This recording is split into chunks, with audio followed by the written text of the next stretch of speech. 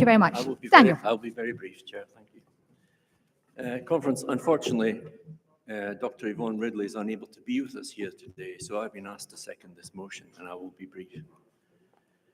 Yesterday, as Penny alluded to, the United Nations General Assembly passed a motion proposed by the Kingdom of Jordan, which called for a humanitarian ceasefire in the Middle East. 120 countries voted in favour of that motion, and as Kenny said, the United Kingdom was not one of them. Unfortunately, like the previous 200 plus motions on Palestine, nothing will happen as a result of that motion being passed. Such is the impotence of the United Nations. Conference, I'm proud that as a party, we are taking a clear stand on this issue. Where others are using weasel words, this motion is unambiguous and direct. The horrors which we are seeing unfold on a daily basis are an affront to humanity, and we feel helpless and lost. But let's demonstrate, although we can't do anything physically, let's demonstrate that our commitment to peace and a lasting and fair settlement in the region is undiminished. Please support this motion. Thank you, Daniel. I now call Roddy, followed by Eva, to be followed by Mohammed Shuaib. Roddy, welcome. Chair, fellow delegates, I just want to support this motion. I have been anti-war my whole life, and this is no different. I do condemn Hamas for what they have done and for the civilians that they have killed. I equally condemn the Israelis for this overreaction. And I just want to be very quick and say this. After the Holocaust, we said never again. After Rwanda, we said never again. After I can't even pronounce it, Srebrenica, we said never again. We mustn't let it happen again. The killing has to stop. We need an immediate ceasefire now.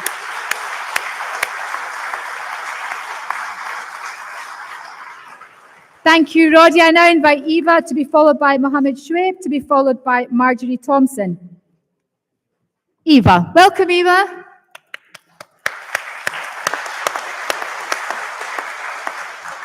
Thank you, Madam Chair and fellow delegates. There are some people in this room who've buried their own children.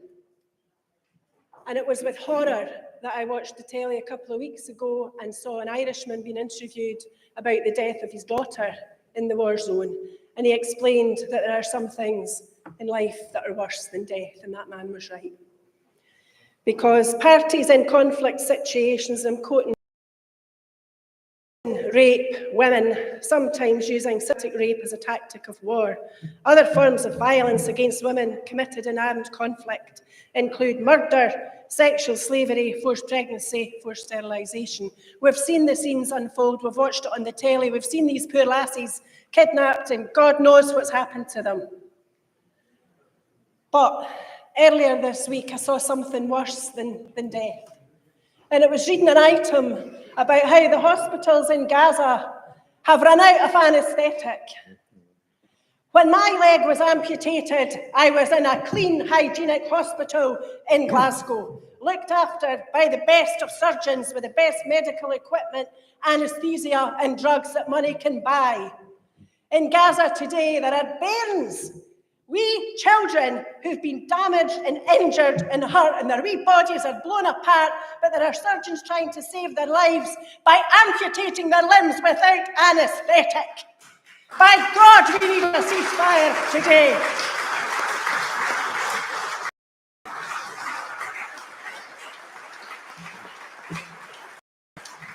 Thank you very much indeed, Eva. I now invite Mohammed Shuaib, who is the General Secretary of Scots Asians for Alba, to speak in favour of the motion, to be followed by Marjorie Thompson, to be followed by Alistair Naughton. Mohammed Shuaib, welcome. Thank you. Conference. This is a very sad moment and time. We are not in a First World War, we are not in a Second World War. We passed that many decades ago. And today, when you look at TV screen and what's happening in Palestine, it's very shameful. And shameful in two ways. One is, where is international law? Where is United Nations? I do understand General Assembly has passed a resolution yesterday, but it's not binding. And there were hundreds of these resolutions which were passed by the General Assembly, and government of Israel has ignored them. We only have a 7 resolution in Iraq, and we invaded that country, and we have toppled Saddam Hussein. So there is a huge difference and disparity when civilization choose who's more powerful and who has more influence than these people living in Palestine. 75% of Palestine is occupied by Israel. 12 million Palestinians are refugees in Egypt, in Lebanon, in Jordan, and rest of the Arab world. We condemn Hamas action. That's not justifiable in any shape and form. And those who are hesitant or reluctant to condemn it, I would say, shame on you.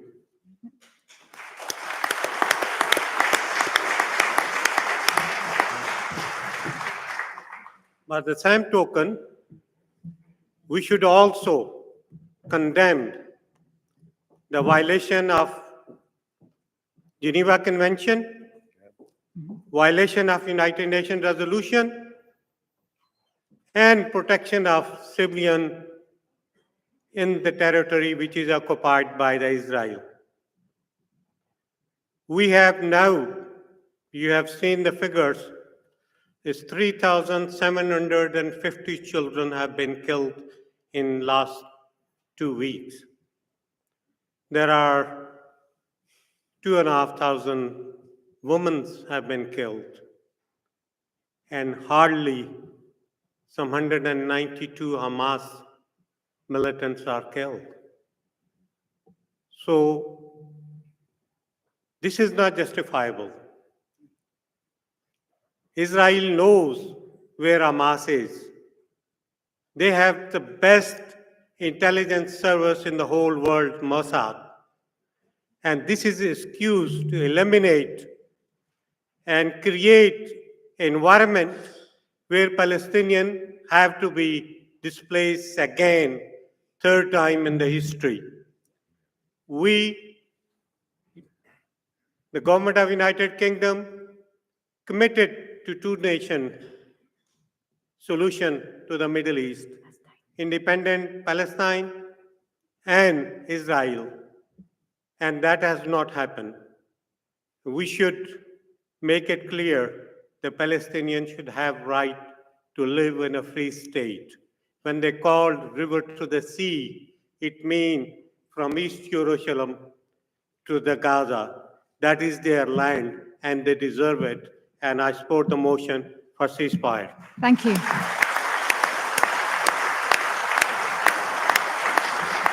Thank you, Mr. Shred. I now call Marjorie Thompson to be followed by Alistair Norton.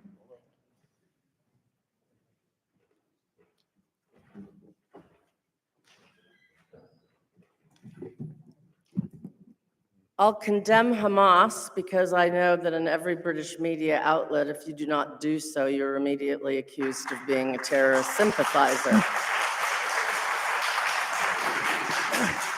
However, as the General Secretary of the UN said, it didn't happen in a vacuum. And for that, what did he get? He should consider his position, Grant Shapps said, speaking from Saudi Arabia. These people who have hounded out principled politicians under the accusation of anti-Semitism just because they're pro-Palestine on both sides of the Atlantic have just gone a bit too far this time, and we have to show them. We have to show them what the Jordanian ambassador to the United Nations said, which is self-defense is not a license to kill.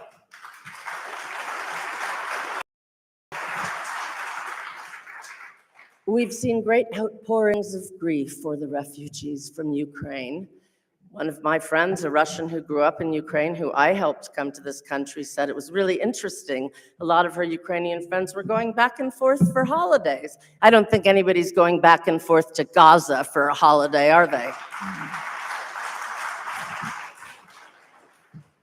So my conclusion is that basically, we're all pretty racist because we don't mind it happening, or we get very upset when it happens to blonde-haired, blue-eyed white people, but these people can suffer and suffer and suffer. And as my friend Afif Safia, the former PLO rep, said, are we children of a lesser God?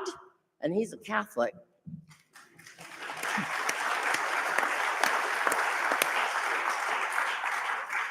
My former country gives $2.8 billion a year to Israel. Why have there never been any strings attached saying you must show progress on a Palestinian state or you won't get this money? No, we're shoveling more money towards them. I know I have to stop. I just want to say I don't understand why President Biden, who's so passionate about Ireland, and we know why the Irish understand the Palestinian situation because they've been tortured and they've been occupied. Why can't Biden see that? And I think that when people ask, how could the Germans stand by and let the Holocaust happen? We now know.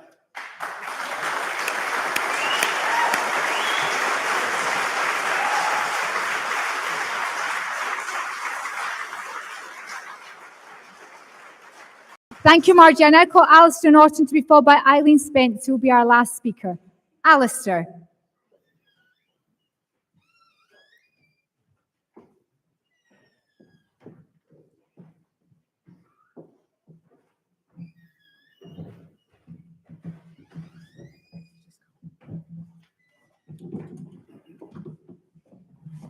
Thank you. This was actually something I wanted to bring up in our one of our debates this morning, but as we all know, nothing happens in a vacuum, and it's all related. And that is that under the Treaty of European Union, there are 3 pillars. And the second pillar is the treaty, the pillar of foreign affairs. And under that, foreign affairs are, and I quote, separable but not separate from NATO. Now, NATO has form on Iraq. It is led by the biggest military superpower in the world, and it gives money unconditionally to Israel. No questions asked.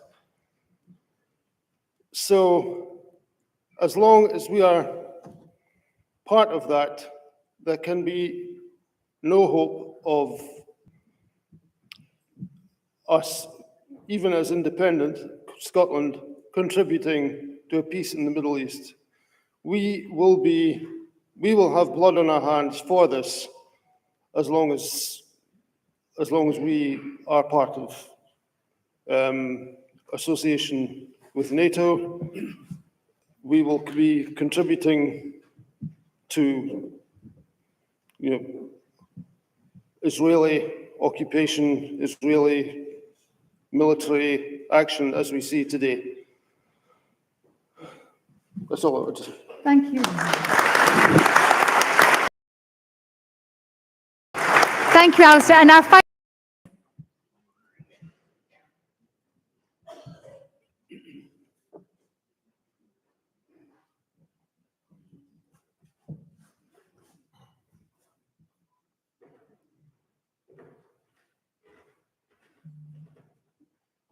welcome. Thank you. Good afternoon, conference. Everybody's spoken most eloquently about how they feel about this. And first of all, I've got to say I'm a lifelong pacifist, and I always have been. I'm now going to tell you about my experience as living in this country as a Roman Catholic married to a Jew. We went along to Giffnock last week, praying for peace for a Glaswegian man called Bernard Cowie, who was slaughtered on the 7th of October. Giffnock now has to be guarded by security guards outside of it. And that is not a Scotland or a country where I want to live, where houses of God have got to have security around them. And this is not the first time that I've seen this, because when I first got remarried, I lived in London in Golders Green, and at the top of my street, there was a building with a 10-foot high fence around it and security walking around it all during the day. And I said to my husband, "What's in that? What's in that building?" He said, "That's the local primary school." I said, "There's babies in there, they're 4 years old. What are they doing with security, walking around the school while they're in school?" Said the way it's been here since 2006, and it's the way it is in every single Jewish school in London. And I've got to tell you, I was absolutely shocked, rigid, to go to a house of God in Glasgow and find that they've now got to have security officers outside them. And it is not a Scotland I want. It's not a Scotland I'm going to have.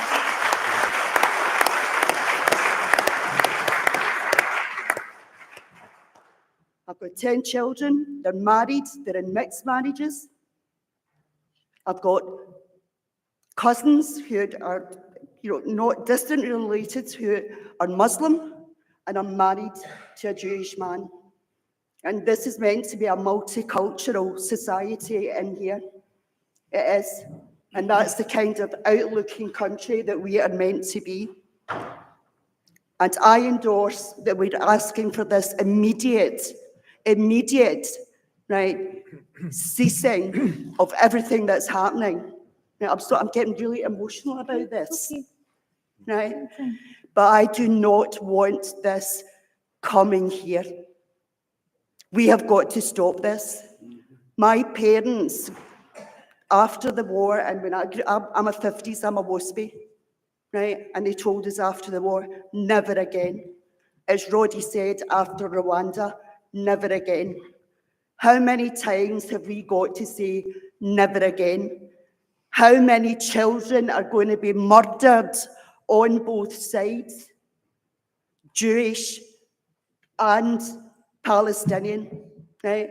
So I am firmly asking conference to endorse this and to do it in the strongest way possible.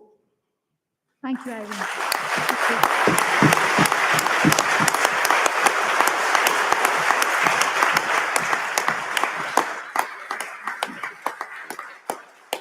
Thank you, Eileen. As we would anticipate, there are no words in against. Can I ask that the topical motion be passed by acclaim?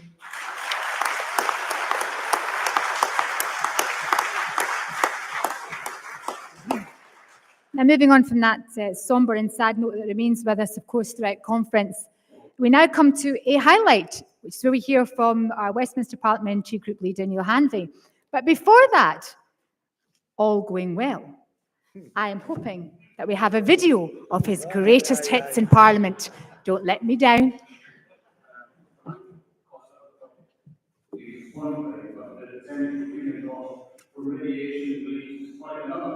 we have the Secretary of State informed today from this platform, if HMNP provides staff will move from building 201 in Liverpool to a building 41 elsewhere due to a serious radiation breach.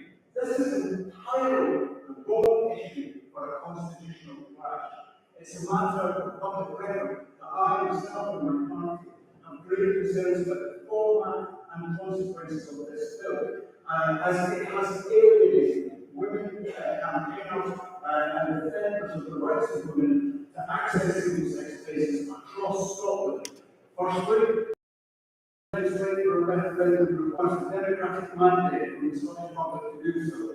Since 2014, that criteria has been met in successive general elections to the Scottish Parliament, most recently in 2021, where a majority of MSPs were elected on a manifesto commitment to deliver an independent referendum. In addition to this, a majority of the votes cast on the non-regional list were won by parties that support independence, the SNP, the Scottish Green Party and the Alba Party. Mr. Speaker, the decision on Scotland's future ultimately and rightly must rest in the hands of the people of Scotland and in the constitutional tradition of popular sovereignty. That judgment by the UK Supreme Court went further than the terms of the Scotland Act and reached into international law, and they made the absurd decision that the people of Scotland had no right to self-determination. And that was something that I will never tolerate, and we must never ever accept. And the reason we must never accept it is because it is wrong, and it is wrong in law. To paraphrase Charles Stuart Parnell, who said about another nation which was once a part of the United Kingdom, no man has the right to fix a boundary to the march of a nation. No man, no court, no government has the right to say to another country, thus far and no further. Delegates, please welcome our Westminster Parliamentary Group Leader, Neil Hannon.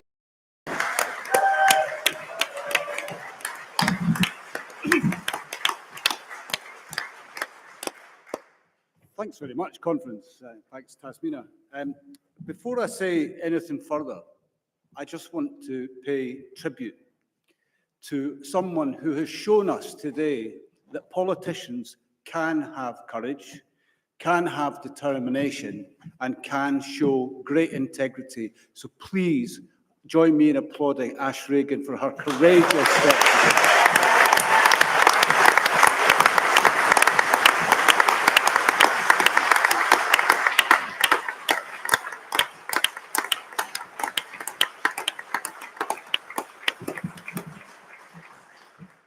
Okay, down to business. So, Conference, this may be the last Westminster report that I give before a general election is called. It's impossible to predict when that may be, but it could be as soon as May, as late as December, or even reach into January of 2025. So we as a party must prepare, because we may only have 5 months until that election is called. And once it is called, all our parliamentary access and activity will cease. Today, I want to offer my reflections on where I think we are as a party. According to the Greek philosopher Heraclitus, change is the only constant. And since devolution, Scotland has seen momentous change. Over the last 5 years, the political turbulence has been disorientating for all of us. For me, things started to get bumpy in 2019. Earlier that year, Roger Mullen made the decision that he would not be standing for re-election, and I was invited to put myself forward as a candidate. I was excited to potentially be one of the team that would deliver our independence, but despite sailing through vetting and winning this election, my party's priority was to derail my campaign and smear me instead. This was my first indication that the SNP were no longer serious about independence, but it wouldn't be the last time. I'm not telling you anything that you don't already know. We all have our own story to tell about the catalyst for moving to Alba. For me, there were two fundamental reasons. First and foremost, the urgent need for a serious party to put independence front and centre of its policy base. And secondly, I wanted to give my explicit support to Alex Salmond and speak up for truth and justice.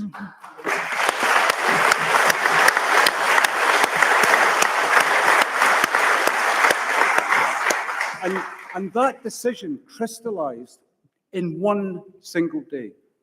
On Wednesday, the 3rd of March 2021, Nicola Sturgeon gave evidence to the Holyrood inquiry. Later that same day was the SNP group meeting. The meeting opened with Ian Blackford proclaiming that Nicola Sturgeon had been vindicated by her absent-minded evidence. This was ludicrous. Next, the usual suspects rounded on Kenny McCaskill for daring to question their distorted narrative in an article on Wings. It was an all too familiar vicious and vitriolic assault. I WhatsApped Kenny McCaskill to offer my support. After that meeting, we had a chat. He told me about Alba, and that was it. I was there. And all of this matters because the SNP have abandoned any serious attempt to lead Scotland to independence. Alba, us, we stand on the cusp of becoming the leading party of that important cause. That has to be our absolute focus. We must prepare for a change in our fortunes electorally. It is coming.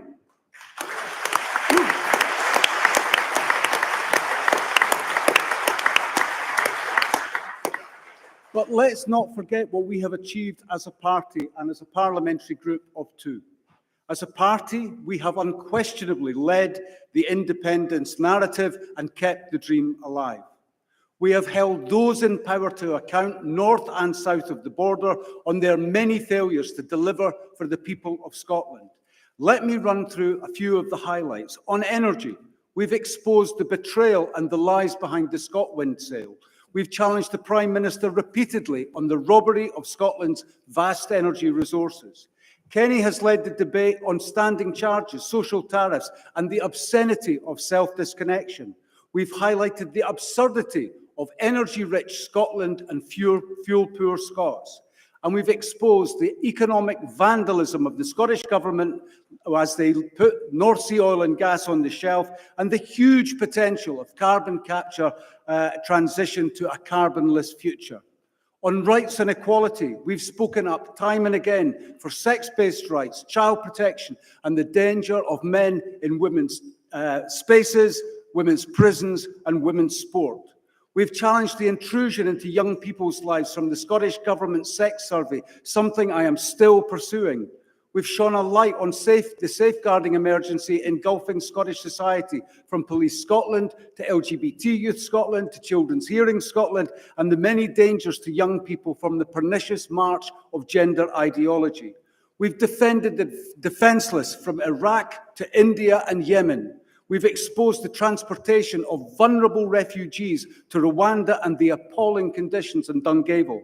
We've spoken about the distortion of democracy and the Scottish Government's refusal to honour the separation of powers between government and the Crown Office. On employment, we've stood shoulder to shoulder time and again with the RMT, the GMB and other unions in their demands for decent pay and conditions. Kenny exposed the serious risk to renewable sector offshore workers not covered by UK health and safety laws.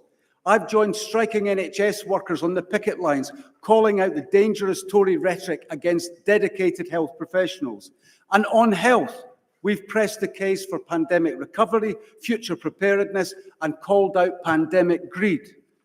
I have defended Scottish businesses in diagnostics and vaccine development when their own MPs have been missing in action.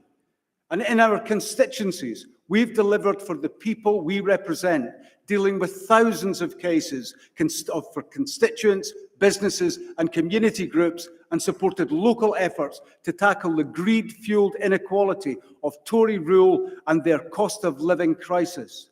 I want to pay particular tribute to our constituency teams, to Lisa, Craig, Karen, Lorraine, and the rest of the teams. For example, my team have put almost £105,000 back in the pockets of cash-strapped constituents. Please show them your appreciation.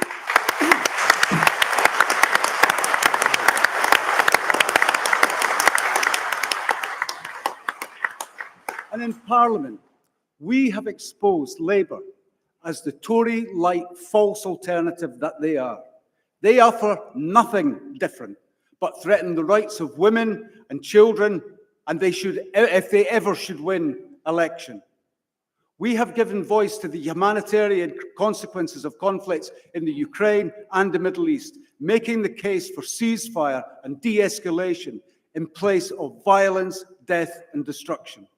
We have exposed the dangers of nuclear weapons housed in our country without our consent, our control, or their safe containment. And of course, on independence. In the UK Parliament, it has been Alba who have been the standard bearers of our national right to self-determination. This is the bill an independent-minded MP tables. And it is a bill that devolutionist MPs choose to ignore. We captured the attention of the world's media, putting Scottish independence in newspapers across the globe. That's no stunt, it's a display of political guile. We have secured compelling, independent legal advice on our route to statehood from Professor Robert McCorquodale. It was Alba who marked St Andrew's Day in parliamentary debate, declaration, and our tabled motion. It is Alba who developed a credible policy for swift access through EFTA into the EU single market. Kenny and I have been making and case with UK ministers time and again for the reinstatement of direct ferry services from Scotland to Europe. Bewilderingly, the main block to this is not the UK government. It has been the deaf ears of successive Scottish government transport ministers. So much for nation building. In all, we have made a compelling case in favour of independence, done the important work, charting the path to independence, and kept the dream alive that a better Scotland is possible. All of the above are achievements of substance for which we should all be proud. They stand in comparison to those champions of independence who have used their time in Westminster to dot the I's and cross the T's of Tory policy without securing a single concession for Scotland in return. Through all of this, we have exposed the SNP leadership as a rudderless party, drunk on privilege and seduced by power, unwilling or unable to work collaboratively or be stronger for anyone but themselves, and particularly not Scotland. There are, of course, notable exceptions. Douglas Chapman and Joanna Cherry KC. But the reality is they are in a party that's lost its focus and does not listen to them. A party that so willingly threw Margaret Ferrier to the wolves. And what to make of Lisa Cameron? What does that say about the commitment of those we sent to champion Scotland's cause in 2015? And of course, I have to come to Angus MacNeil. While Angus will continue to sit as an independent MP, I am delighted to tell you today, conference, that following his earlier offer to work cross-party on independence, it's only Alba who have responded, and he has now begun working with us under the banner of Scotland United.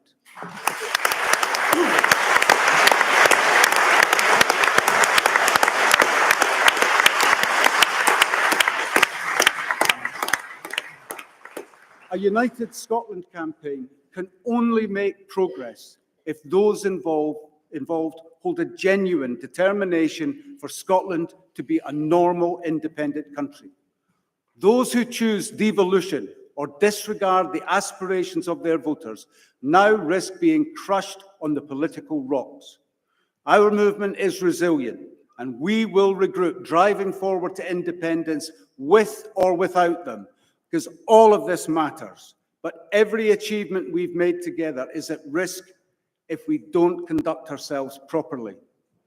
I want to thank Alec, Taz, Chris, Corey, and all of the HQ team for their unstinting support and their hard work for the party, and how they have enabled us as a small parliamentary group. But let me also say this. There can be absolutely no place for whispering campaigns, dishonest rumours, or deliberate smears. We don't need any more false starts or empty promises. We don't need empire builders who put ego before the needs of the Scottish people or the pursuit of independence from this party. I stood up to Sturgeon at the height of her power. Alec has suffered the worst of mendacious smears. Anyone who seeks to import such scurrilous behaviours into this party or the wider movement must be called out by each and every one of us.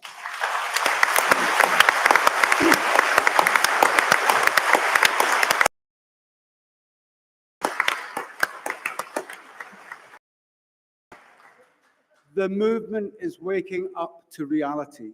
Even the most die-hard Sturgeonites have conceded there was no master plan. It was all a sham.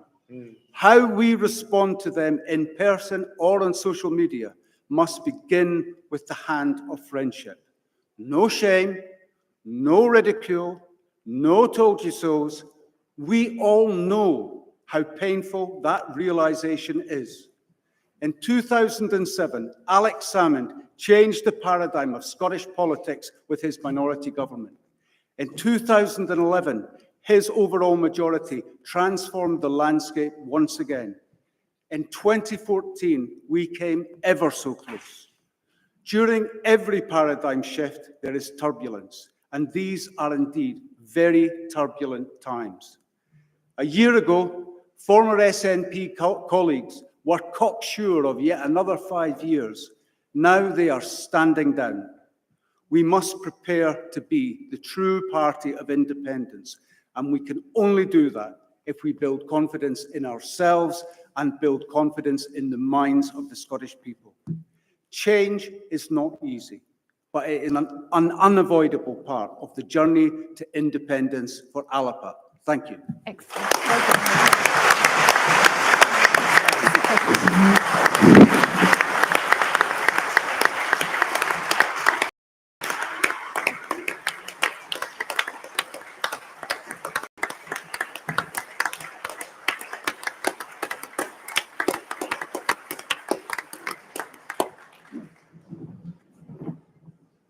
Of course, Neil has in his hand his parliamentary bill, as you can see before you there. This is a bill that I heard Stephen Flynn say on Sky News. He wished that there was something before the Parliament. Well, there it is, and let's hope they all get behind it. Now, we move to, before we get on to the serious business of further motions, the serious business of recognising some of our activists. But now we've got the video working from earlier, which let me down so badly before lunch. It's been fixed, and therefore, I would like to see the video of someone who's been fighting for independence for over 50 years. Here's some of Alex Salmond.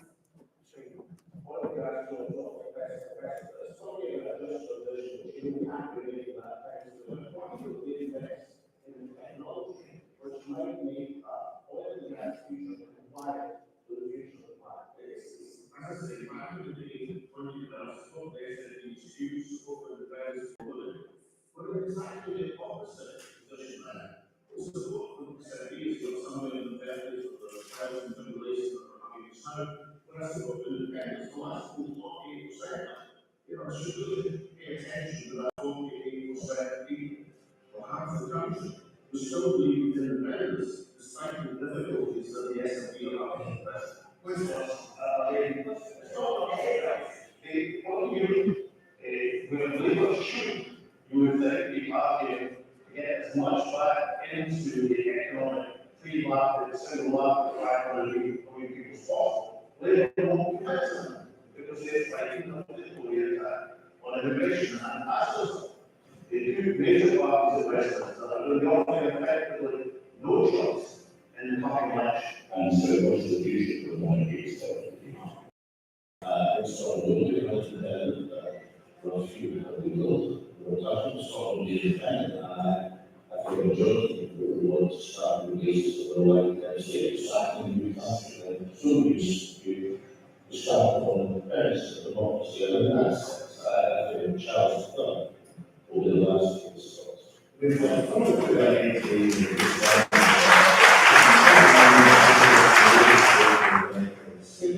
rather than defending the old group and the party.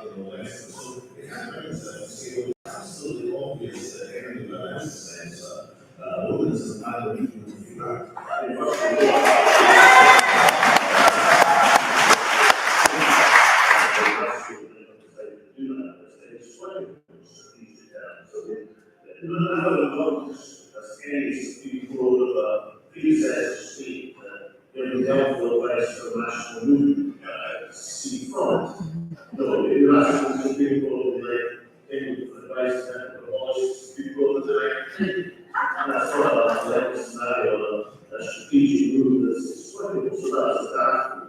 We're never going to get a majority of Scots behind such policies, and my strong advice I'll use is to sweep that nonsense away, concentrate on the key issues of housing, education, health, and restore confidence in the Scottish Government's running of the Scottish Parliament. Get back the reputation of competence and efficiency and common sense that used to be the rule of why people respected the Scottish Parliament so much.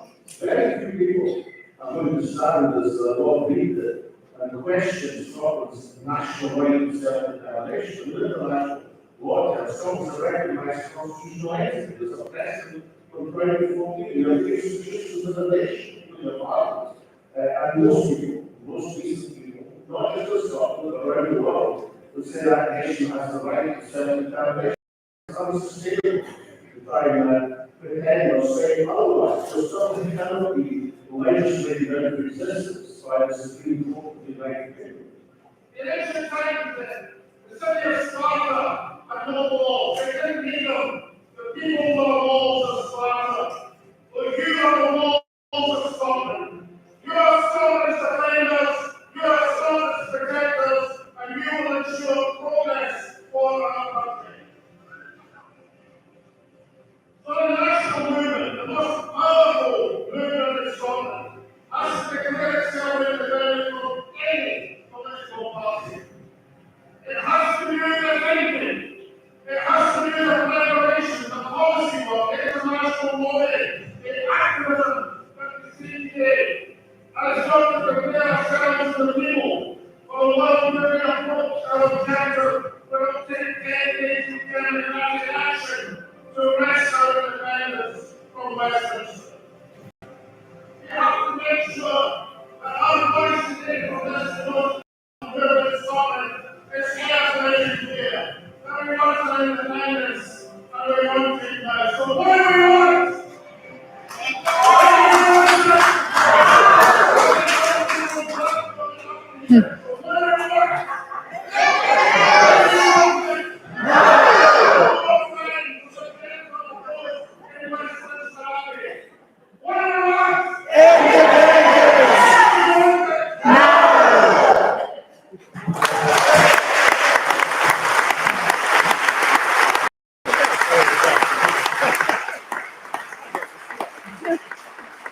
Well, delegates, he's been busy. It's now time to recognise some of our activists in this party. We ask that you nominate individuals who have demonstrated their commitment to the party and, of course, to the cause of independence. I'm going to invite Alex, if you can kindly just come to the lectern here. You've been calling it a rostrum. That's where you receive awards. I didn't want to correct you. The lectern. And we have some special certificates for all the activists. We just don't have them with us at this moment, so we will deliver them to you. But it is important that we read out what your lackeys have had to say about you, that you come up here, shake Alex's hand, and take acknowledgement from the delegates here. The first nomination is Anne Kinross Lackew, for a lady who, it states here, took Jim Fairley to task on debate night when in Perth earlier this year. That lady is Anne Harding.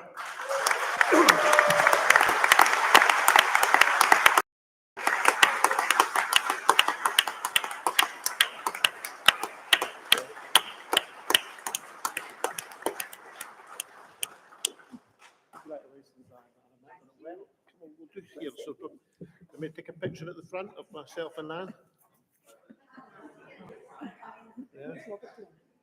Yeah. Rob, where you go? There we go. Oh, sorry, I'm a shorty.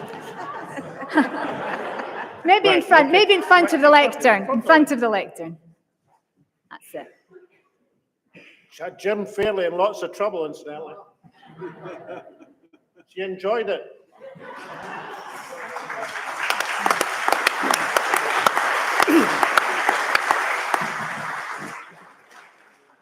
Alba International described this gentleman as unfailingly kind, courteous and hardworking on all fronts.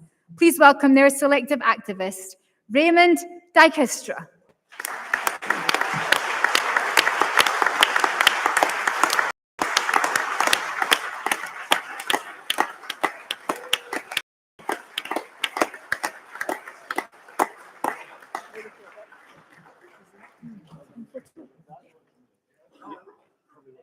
Probably will, right?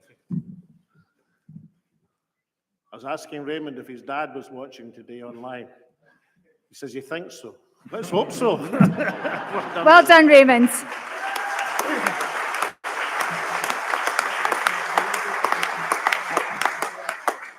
South Asia, LACU have an activist, but he's not here, so we'll save it for the time when he's here to receive appreciation. Our next activist has been nominated by 5 LACU. We've nominated this person as our Activist of the Year because of her outstanding commitment to whatever she takes on. Whether it's canvassing or chairing a public meeting, she gives it 100%. When she speaks, people listen because it comes from the heart. When she talks about poverty and the problems with the housing estate, she's able to get over her lived experience. She tells it as it is. Over the last 2.5 years, I've watched a young woman change from someone who wasn't sure about talking about politics to women who command an audience when she speaks. We all know who they're talking about, Leanne Turvitt.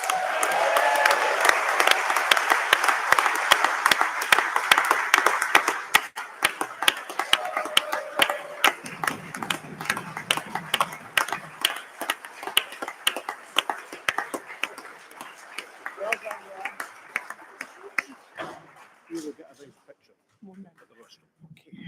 We're doing a double act speech.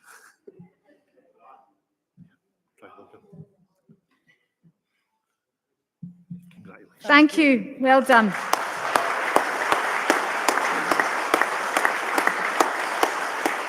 Now we go to the northeast of Scotland in Aberdeen. This lady was a previous winner and since then has shown no let-up in her drive and determination to campaign and organise events. She has created and maintained strong links between the Aberdeen and Aberdeenshire LACUs. Can't be easy sometimes, I would have thought. A testament to her skills, coordinating joint initiatives and events. She devotes significant amounts of time to campaigning and organising for the LACU and travels extensively to support other LACUs across Scotland. Again, we know who we're talking about. It's Teresa Duffy.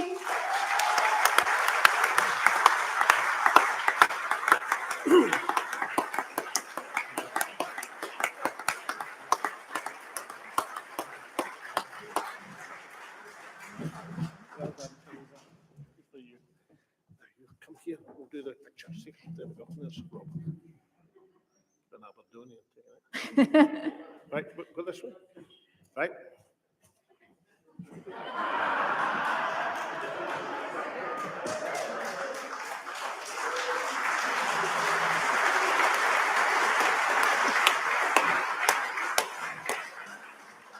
I have to say, how many men does it take to organise a photograph? Next to Glasgow LACU. And because Glasgow LACU, self-evidently, is the greatest LACU on earth, they have 3 nominations because you've been busy. The first 2 actually, well, all 3 should come up at once because what your LACU fellow colleagues have said about you is that you deserve awards for your immense effort, steady, sustained hard work in the background and on stalls, and particularly in relation to one of them, your activism in Maryhill Conference. Please welcome and appreciate the activism of Bill Craig, Christopher Crawford, and Nick Jury.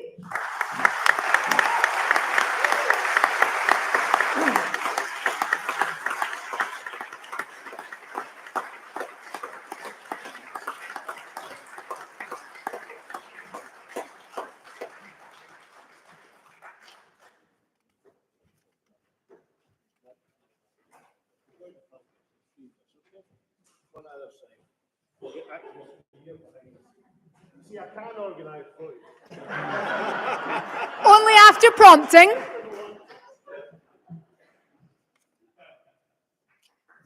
Well done, guys. Thank you very much. And our final activist award, it comes from a nomination from East Renfrewshire LACU. We're a small LACU with few active members, but this chap is always first to volunteer for any campaigning duties in the LACU or nearby. For example, when we plan to 49 members to encourage participation, he he readily agrees to be part of the team doing so.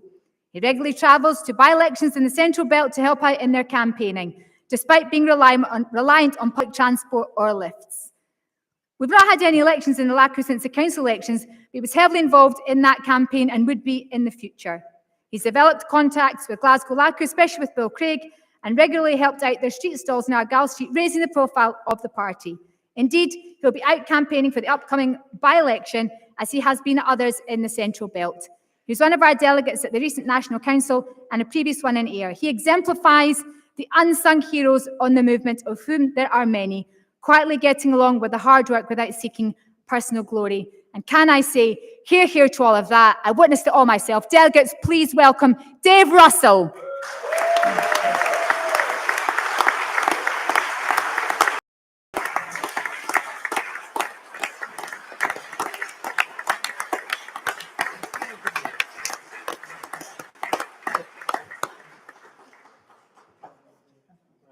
Get behind it.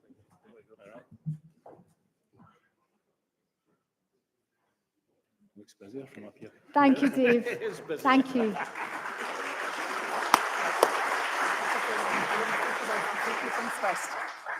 And now we move to our honorary membership. We've had a lot of nominations for this individual, who's ultimately selected by the party leader and is accordingly correct, therefore, that he's the one who announces the honorary membership recipient for this year, 2023. Alex. Thank you, Tasmina. You know that phrase, there are many pretenders, there's many contenders, but there's only one king. Well, let's adapt that a little and let's think about the great city of Dundee. There are many leafleters, there are many hard-working leafleters, but there's only one Annie Jenkins. Annie Jenkins, please.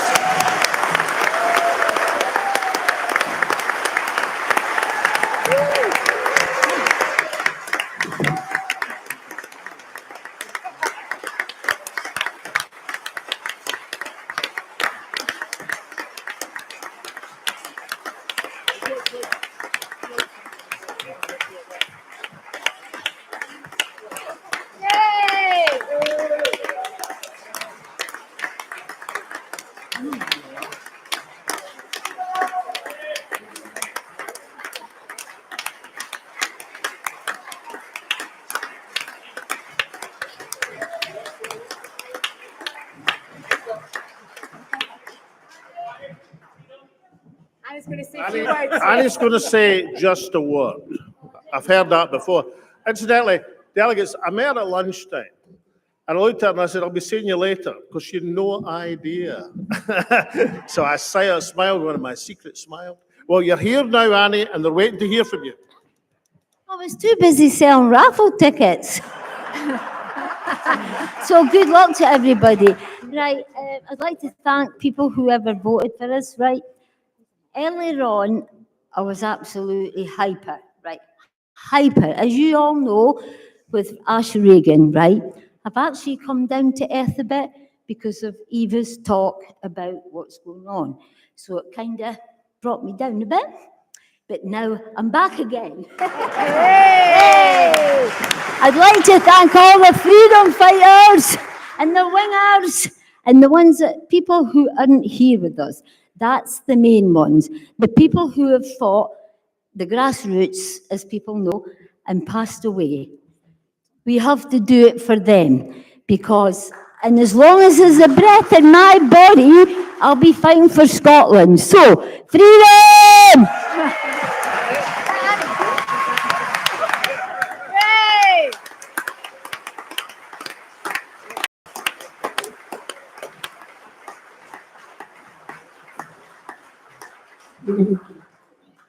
Well done, Annie. We now return to motions. We have several to get through, 6 in fact, and our next motion is motion number 4, entitled Children's Wellbeing, to be proposed by Christina Hendry and seconded by Janet Menzies.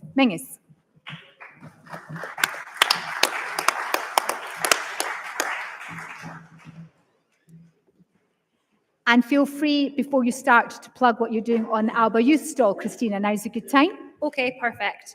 Okay, so before we talk about the motion, different hat on here, Alba Youth. So for anyone who's been to conferences before, I'm sure you'll have seen our stalls, and we always try to make our stalls have a bit of fun to them, have a bit of activity, something for us to do, especially like in lunch breaks. And today, with our stall, we still have our books for sale. You'd be glad to hear your books. Some books are still there. Kenny also donated some books, there might be some left. We also have two things that you can do. The first one is for every single person at conference who has Twitter, if you want to tweet, like your favourite moment of conference. It could be a speech someone gave, it could be catching up with friends you've not seen for a while, it could be the social later on. Tweet that with the hashtag AlbaClicks. And Alba Youth are going to go through tomorrow all of these photos, and we're going to pick our favourite one. It'll be done democratically, it's all voting in Alba Youth. And we're going to pick our favourite one, and then that person's going to win a prize. And the second thing you can do is a quiz. Now, this isn't a quiz like a history quiz or anything like that. It's things you can find out from conference. So the quiz is 12 questions. You can do it from scanning the wee QR code, and it requires you to go for a wee look about the conference building. So it's quite fun to do. If you've got 5 minutes, we'd love for you to do it. And again, there will be a prize for that too. So please scan the wee QR code at our stall where one of our members is, and the winner will be announced tomorrow. Thank you. Okay. So, second hat on. I wanted to start this motion with a bit of background. So, as some of you may know, Yvonne, as Women's Convener, had been arranging a space for women to bring together ideas that they thought was important for women in the party. And then from this group, with the direction of the members in the group, we set up subgroups. And one of these subgroups was children's mental health. And I had the privilege of chairing this group and thoroughly enjoyed every single meeting. And the discussions we had were great, and there was just so much passion shown from the women, and we all came from different backgrounds, so it was great to share our different ideas. And from that, I want to say a special thank you to the women who came to these meetings. So that's Janet, Denise Toner, Denise Somerville, Mary McLeod, Catherine Perlow, Tricia McPherson, and Sheila Roderick. And some can't be here, but honestly, thank you so much, because I really, really enjoyed all of the discussion, and it gave me such a boost to what talent we have in the party. So, back to the motion in question. We all know right now about the strain on the NHS, long waiting lists. We hear about it a lot. It's really important. And we also know about families who are trying to access support for their young people and the stress this can have on them. So this is why it's really important we look at prevention and early intervention. So this motion is important as it considers the need to provide information and support on sleep, diet, and exercise from a really early age. Now, this may sound pretty simple to some, but I really can't stress enough how much of an impact these areas can have on young people. So before explaining what we feel this motion is calling for, I want to just quickly explain the reasons we felt we were bringing it to you today. Some things you might know, some things might come as a surprise. Firstly, sleep. So I'm sure we all know sleep is important, and I'm sure we all know if we don't get enough sleep, we're a bit crabby.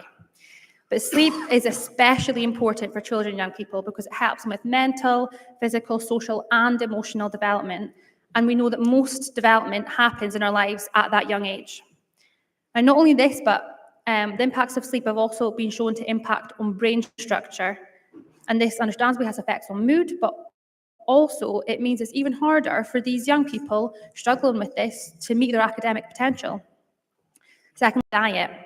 So research has shown that young people who eat more nutritional diets, including more fruit and vegetables, have better mental health and well-being, including lower anxiety levels, but also this contributes to positive sleeping patterns. So you can see all these things mixed together. Next up, we thought about activity levels, and we thought they were so important as it's been shown to reduce symptoms of anxiety and depression in young people, but also reduce the risk of developing serious health conditions in later life, things like serious heart conditions. So how do we propose we support families in these areas? Well, firstly, we felt it important to be modelled by parents. So some parents aren't aware of the impact these things can have, or some don't know how or why, and that's okay. It's important that they're given this information. So we felt important through the use of community funds. We propose local communities at local level. They can decide what service best meets the needs of their population. We give examples of a peer support group for parents, so parents can learn from each other and share ideas, because sometimes when you're going through something difficult, it's best to speak to someone who also has been or is, and you can share things together. We feel that from a young age, if these fundamentals are built and embedded into these children's lives, it benefits them as they grow older, into adulthood, and then the point they can take more responsibility for their own well-being. So this is the next part of the motion, and it takes into consideration young people should also have ownership of their own mental health and their own mental well-being, but this is proposed through age and stage appropriate education as part of the curriculum. So, I mean, it was a few years ago since I was in school, but I don't remember hearing any of this, being given information on why. And I think it's really important that people are given this. So we know people are more likely to do something if they understand the reasons why. So this is why we think it's important to support young people this way. Now, Yvonne Ridley was meant to be second in the motion today, but unfortunately she can't make it. But we had a really great conversation about this, and she said to me, just reading up on this, it's so basic and research extensive, and yet so few know about it. And I think that perfectly summed up the exact reason we brought this motion today and why we feel so passionate about it. So it's important to support families with evidence-based strategies, and this motion would be important to support every single child in Scotland, no matter their background. Of course, we recognise working on sleep, diet and exercise will not meet the needs of all young people who require mental health support, but the hope is it would be at the early preventative stage, it would educate and empower families to focus on good sleep, diet and activity levels, reduce the NHS wait lists, and more importantly, provide better outcomes for Scotland's families and for Scotland's young people. Thank you. I'll just say, oh yeah, sure. So our seconder, Janet, hand up. So she's a real person. Janet's over here. So Janet very kindly stepped in to second the motion after Yvonne was unable to make it. And I just wanted to pass on a few words that Janet has said. And she just felt it was so important for us to bring this motion, and she really enjoyed being part of the women's group, and us all coming from different levels and different backgrounds, different perspectives, and that's why the motion we formed we feel is so well-rounded. So thank you. Before you go, Tina, thank you very much, and thank you to Janet to settle a debate that we've had at the table. It's the pronunciation of your surname, because Corey says if you're from Lithgate, it's Mingus. Is it any of the two? Alex wins. Thank you.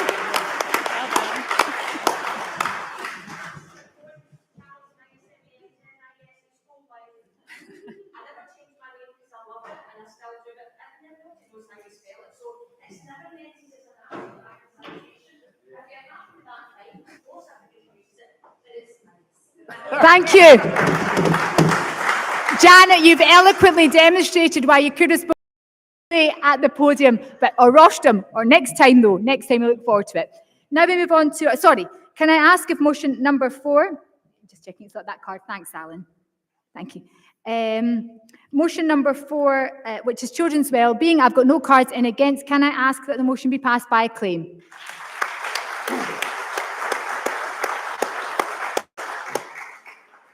Now we move on to motion 5, which is on land reform. This was due to be proposed by Cameron McNeish. Cameron has written to me to ask me to express his sorrow that he can't be with us today. Health, unfortunately, does not permit his attendance at conference, but wanted to offer his apologies to you all for his not being able to be here. But this is his motion, and in his stead, proposing the motion will be Craig Berry, seconded by Hector MacLeod. Can I call Craig Berry?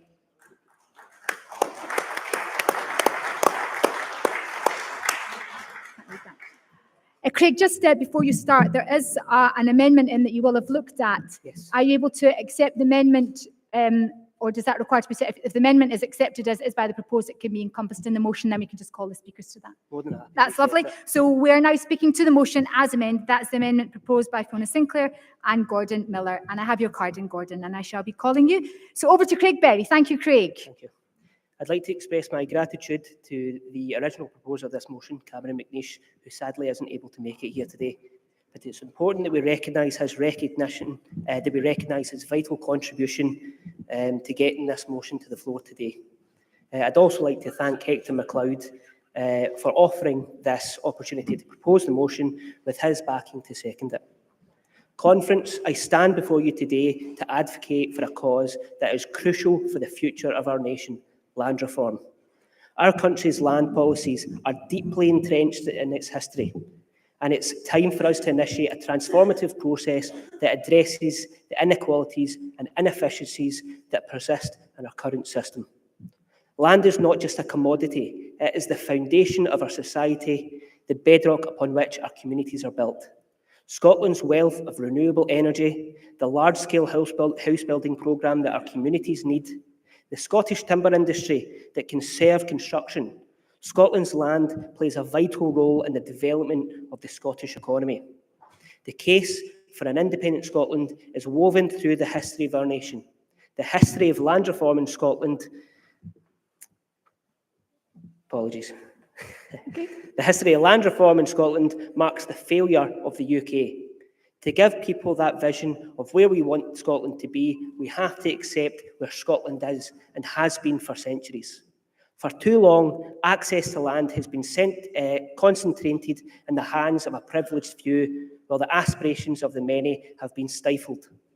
This has led to an unsustainable status quo where the potential for economic growth and social development remains restricted.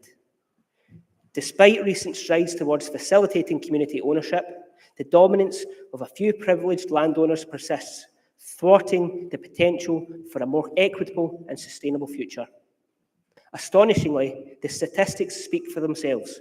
Only a mere 0.1% of rural Scottish land has transitioned into community ownership since 2016, while 432 families command over half of Scotland's private land. This imbalanced landscape is exacerbated by private entities stalling land development and impeding our ability to effectively use our land. Land reform would not only foster equitable access to land, but would also stimulate economic activity, promote sustainable development, and empower our rural communities. By ensuring that land is distributed fairly and that its use is optimised, we can unleash the entrepreneurial spirit of the people and provide them with the opportunity to thrive.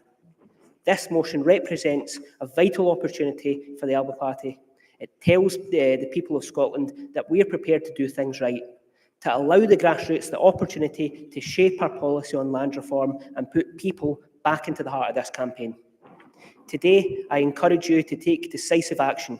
We propose the convening of a special National Assembly before this year concludes, dedicated solely to the exploration of comprehensive land reform.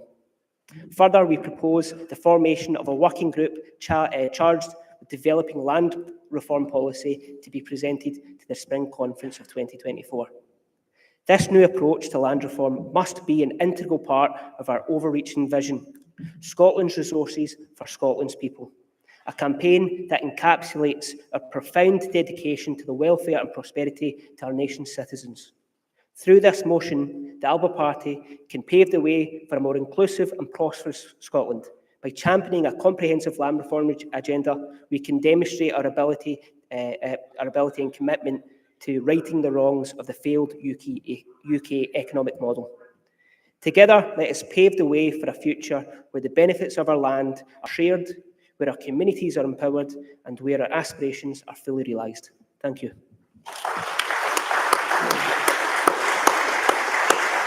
Craig, I now call Hector MacLeod to second the motion. Will be followed by Gordon Miller, who will speak in support of the motion as now amended.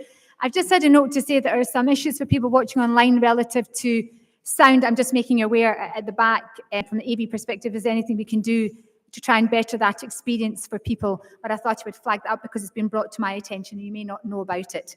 Sorry, Hector, welcome. Conference. This land is your land. This land is my land. From the English border to the North Sea water, from the Western Islands to the Northern Islands, this land was made for you and me.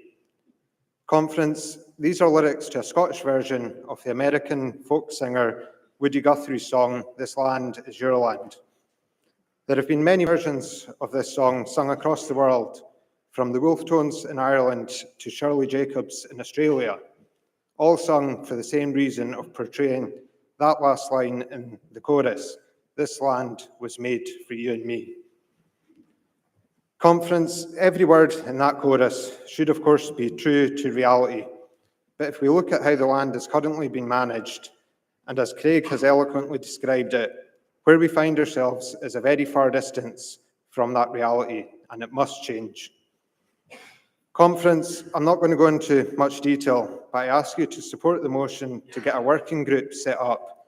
And I'd ask the working group to consider and look at a land tax that's fit for purpose and includes all Crown estates, a less demanding criteria for community buyouts to become more achievable, a removing of the option for landowners to hide behind company names and replace that with an obligation to provide full details of the person owning the land, with a land cap agreed to restrict the amount of land one person can own, and a policy to prevent land ownership from offshore tax havens, including any Scottish free ports.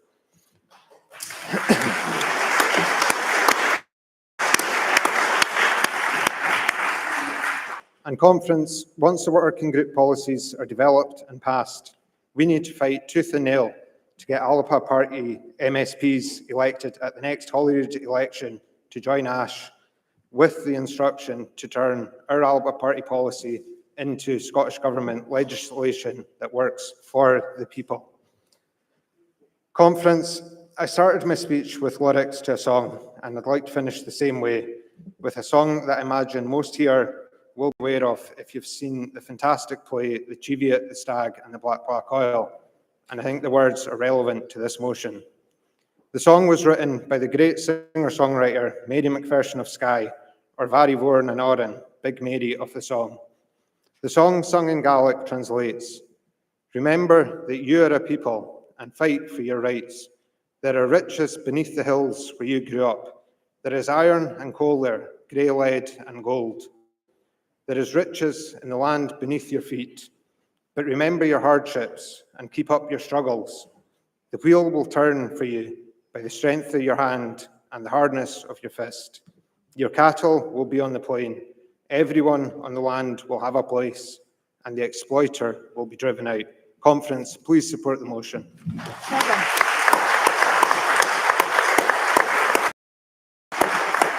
Thank you, Hector. I now call Gordon Miller to be followed by Josh Robertson. Gordon.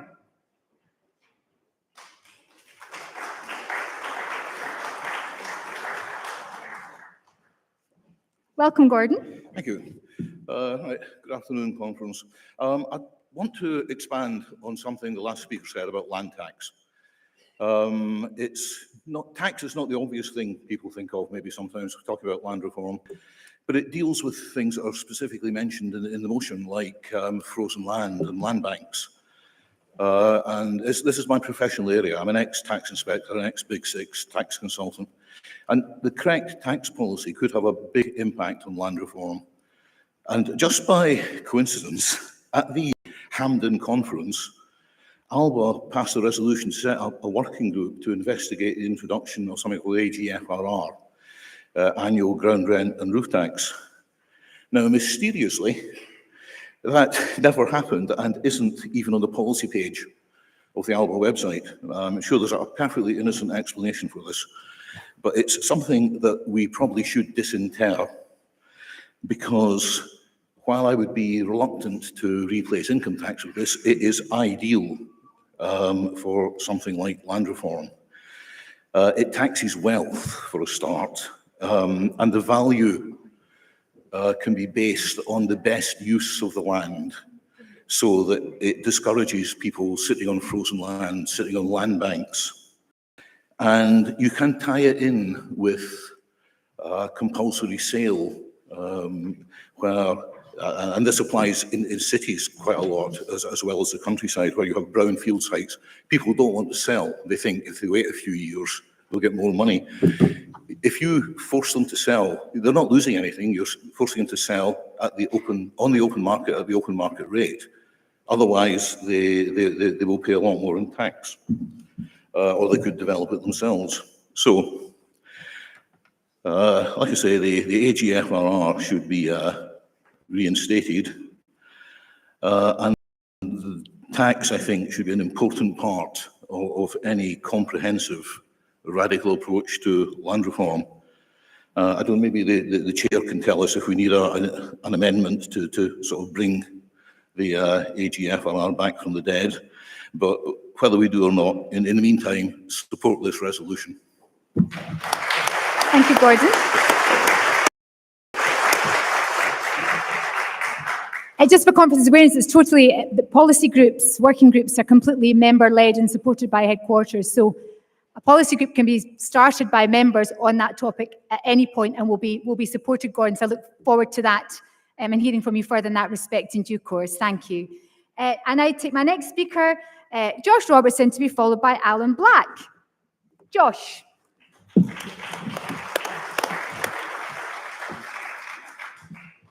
Conference, I'm a bit of a history buff. In particular, I enjoy Scottish history, the permutations and the events that lead to where we are today as a country. Some events for the better, such as the Declaration of Oath in 1320, highlighting our country's democratic spirit, and some for the worst, like the 2014 SNP leadership contest. I also need not regale you of the events of the Jacobite Rising in 1745 and the devastation and decimation of our culture and heritage that followed. At conference, the effects of the subsequent clearances are also evident today. In Scotland, over 50% of our land is owned by just 432 families or entities, a direct result of the barons who sold Scottish freedom for personal greed and advancement. Who does that remind us of? But another dark unionist character in Scottish history emerged just before the events in 45. General Wade, whose exploits were infamously captured in the verse of God Save the King, with the line, "Rebellious Scots to crush." Conference, that's exactly what he set out to do, embarking on a mission of building military roads and garrisons that would tame the Highlands and weed out sedition. If only the current Scottish Government were as effective at building national infrastructure, like Julian the A9 or the A96, maybe one of our more honest pro-independence MSPs wouldn't be suspended from his party. But it's with one of General Wade's still standing bridges, just outside Newton Moor, on an estate known as Farrayla, that would see the need for urgent and comprehensive land reform in Scotland. The Farrayla estate was purchased for £7.5 million by the Aberdeen Investment Fund. They plan to plant over 1 million trees on the estate to offset its carbon emissions and sell carbon credits. That all sounds amicable, Conference, but not so amicable when you find out the Scottish taxpayer will be funded at least £2.5 million of the cost of planting those trees. Whilst Aberdeen rakes in the private profits from selling the carbon credits, we are left funding the cost. This leads to the first problem, the public purse subsidising the wealthiest landowners in our society. The second issue that Wade's Bridge highlights is the new fence that Aberdeen built on the very parapets of the 1715 original, attempting to restrict and curtail our right to free roaming, the right for every Scots person to use our land for the rest and recuperation that it's globally known for, which leads to the second problem, lack of oversight and legal consequence for breaching laws and customs that landowners so often exploit. Thirdly, Conference, Wade's Military Road highlights a third problem with Scotland's current land ownership. Local communities were incensed when a new logging road was developed, scarring the landscape and overriding Wade Original Road, with a new logging track comes up to a brand new steel bridge. Whilst I'm not too disappointed to hear about Wade's legacy being tarnished, it highlights a third and important point. Landowners don't engage with local communities to benefit local people. Infrastructure and building projects are only ever planned and built if it meets the sole needs of the landowner.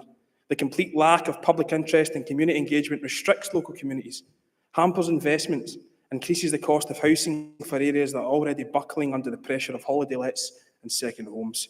Conference, we're on the brink of a second clearance, but this time, instead of being replaced by sheep, young Scots have been swapped for forests and carbon credits.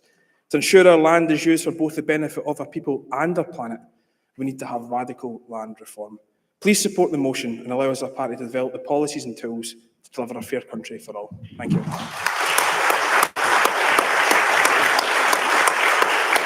Thank you, Josh. I now call Alan Black, who will be our final speaker. Alan.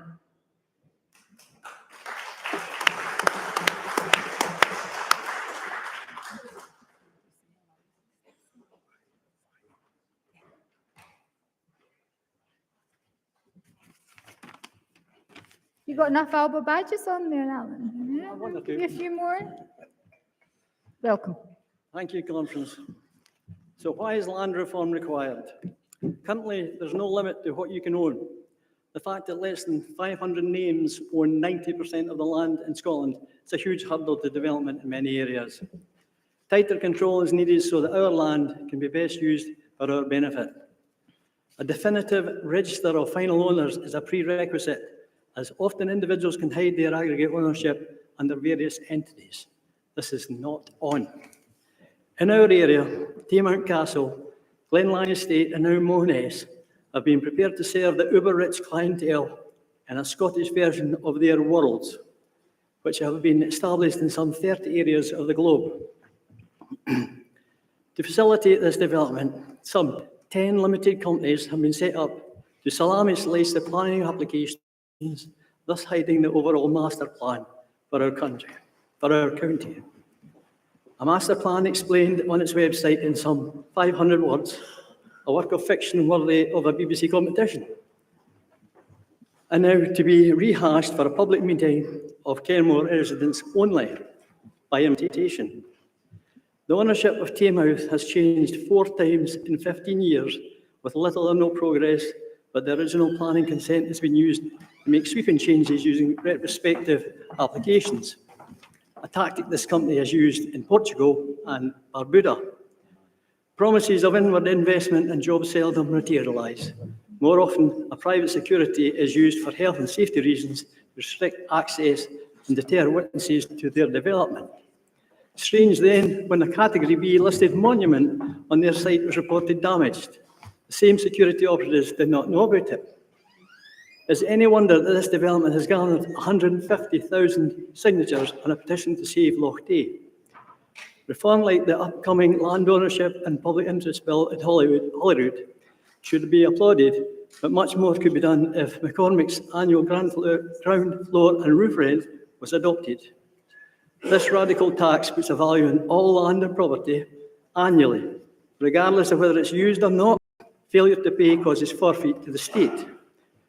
My estimation of DLC's holdings, she would see an annual tax bill of 1.1 million, whether they did it or not. Perhaps a system like that could incentivise development for redistribution. Please support the motion and move forward to the National Assembly. Thank you. Thank you, Alan. Thank you, Alan. There are no cards against. Can I ask that motion 5 on land reform with as amended be passed by claim? We now move to number 6 on the agenda, bring ports and harbours on the River Clyde into public ownership, to be proposed by Jim McElhenny of Invalid Lacu and seconded by Jerry Watt. Welcome, Jim. Thanks, Chair. Good afternoon, Conference. Jim McElhenny of Clyde Lacu, moving motion number 6 to bring the ports and harbours on the Clyde and the in-stream dry dock into public ownership. Firstly, I'm going to give you a quick history lesson in what is termed common good. Common good property can be seen as the original form of urban community ownership, granted to and acquired by former boroughs over time. Common good land was intended to provide the borough with space to construct civic buildings and hold markets, as well as areas for recreation, the grazing of livestock, collection of fuel wood, and other activities. So important were these common good lands that maladministration in the late medieval period led to the Common Good Act of 1491, which provides legal status to common good and an obligation that is managed for the benefit of the citizens of the borough and is still in force today. Despite this early legislation, over the intervening centuries, many of these assets have been sold, appropriated, or simply lost from records. The original borough councils that had close connections to these assets and managed them on a day-to-day basis are also gone, and the status of borough has been abolished. Various local government reforms through the 20th century further weakened the connection between the assets and local management. The history of the common good over the centuries has been a history of wise stewardship. Today, the situation is characterised by ignorance, bad record keeping, impoverished funds, confusion, and a continuing dose of cronyism, nepotism, and evidence of occasional criminality. In 2003, in a Court of Session appeal case, Lord Drummond Young cited that common good property was the ordinary property of a borough held for the general purposes of the community. It is owned by the community, and the town council or other local authority is regarded in law as simply the manager of the property. As representing the community, typically the common good included public buildings such as churches and the municipal chambers, the streets of the borough, public open spaces and markets. It might also include lands, houses and other forms of property. In a coastal borough, the harbour would typically form part of the common good. And that's from Lord Drummond Young and Andrew Wilson and others versus Inverclyde Council in 2003. So where did it all go wrong? Clyde Port Authority Order 1965 created the Clyde Port Authority. Clyde Port began in 1966 with the merger of the Clyde Navigational Trust, the Greenock Harbour Trust and the Clyde Lighthouses Trust to form the Clyde Port Authority. This authority was privatised in 1992, was subject to a management buyout soon after and acquired by Peel Ports in 2003. Thereby, land and assets that should be for the benefit of the community are now in the hands of a private concern. Peel have received millions and millions of pounds of public money in ways of grants, yet not one penny has the public purse received as a return. They receive substantial sums from cruise ships and passengers. Again, we do not receive any financial return from these.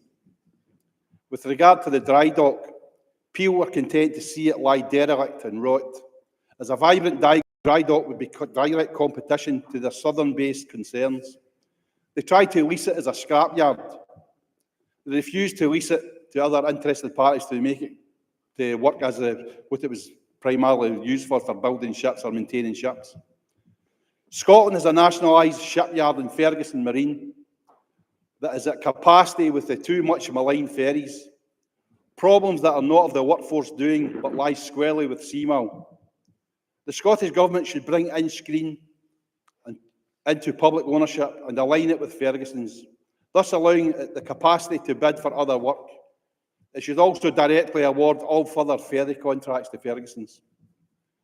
In closing, I'd like to pay tribute to the Campaign to Save Inchgreen Dry Dock group, led by Robert Beards, who've worked tirelessly to fight for a better future, for highly skilled jobs in the face of a distinct lack of support from Inverclyde Council, its councillors, its MSP and its MP. Indeed, the aforementioned have at times been hostile to the group. It is only Alba that have supported them from inception. Following on from Roddy, I'll finish with the following lyrics. You've got to fight for what is right, for all that you believe. It's right to fight for what is right, to live the life you lead. As long as you have done your best, then no one can do more. Then life and love and independence is well worth fighting for. Please support the motion. Great stuff. Thank you, Jim. Now, to second the motion, I understand it's not Jerry, but it's Ian Cameron. Have I got that right? Yeah, I've got a card in for Ian Cameron. You're up, Ian. Welcome.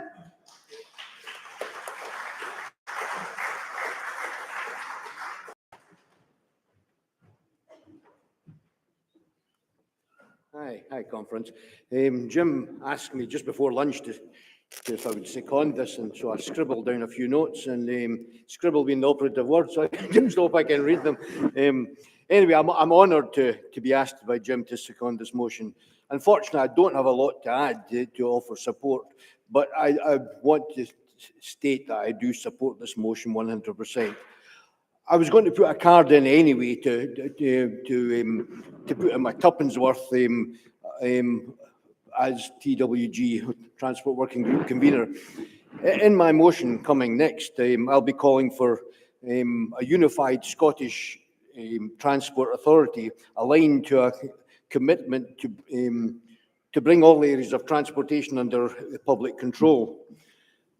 I would ask Jim, following passing this motion, to consider collaboration with the Transport Working Group, particularly on this matter. We've already set up a team to work on all marine matters, ports, ferries, etc., for all over Scotland. So we would think that the work that Jim has done on this is fantastic, and I think that it's so compatible with the work we're doing already in the Transport Working Group. So I think it would lend to both Actually, I think we could bring that under Transport Working Group. Yeah, we're also looking to collaborate with experts such as Professor Alf Beard. So that's all I've got to say on this, but please support this motion.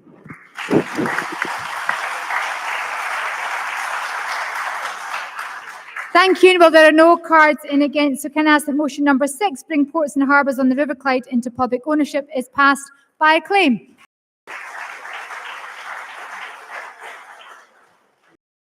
Me? No, not yet. You're the one after next. Take your seat immediately. The next motion is, honestly, the next motion is no place for racism in Scotland.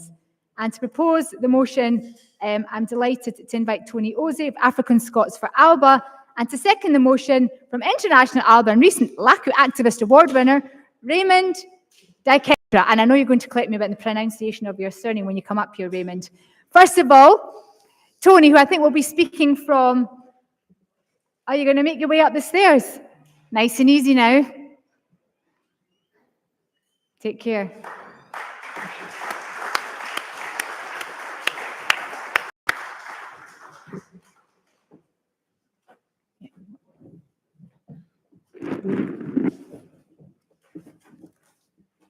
Thank you, Alex.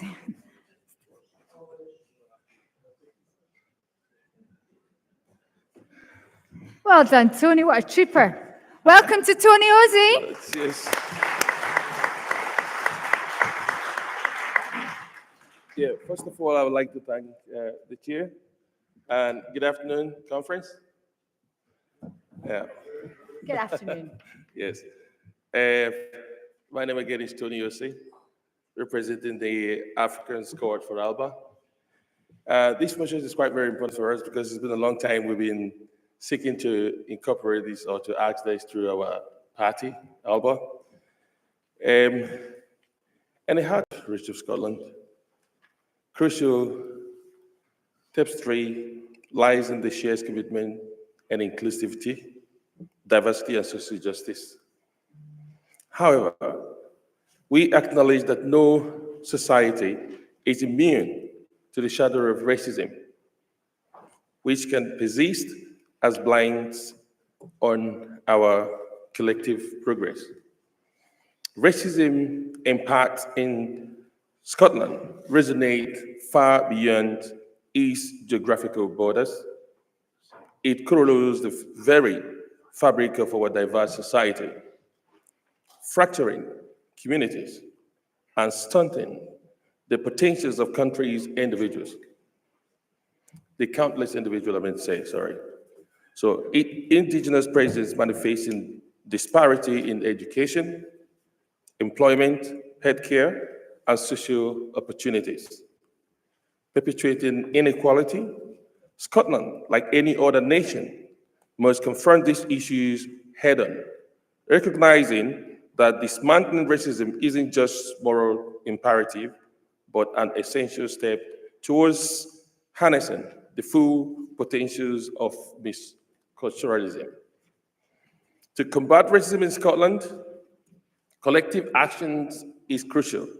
Education is paramount, beginning with anti-racism training in schools, workplaces, and communities. Fostering dialogue and empathy can break down stereotypes and biases. Encouraging diverse representation and leadership roles and media promotes inclusivity. Establishing strong legislative framework to address discrimination send powerful message that racism won't be tolerated. Supporting organizations that champion racial equalities and amplifying marginalized voices are also vital steps. Ultimately, it is commitment from individuals, institutions, and society are whole of actively, commonly racism, challenge racism. Creating a Scotland where diversity is not just accepted, but celebrated. Conference, continuing trend of discrimination is left in the everyday lives of especially Africans and ethnic minority scores. Whether it is in the street or bus or workplaces, Africans and ethnic minority scores are clearly encountering experiences that our society will have not much more to challenge. So we already know that racial discrimination has become much more frequent in African ethnic minority, and especially the lone parents are most likely live in the poverty than any other you can expect. I think our party can and must consider the different impact on Africans scored or Africans in Scotland to adopt my plea for Afrik-phobia law. We risk increasing inequality in our society, and it's time we do something as a party. Thank you. Thank you, Tony. Tony,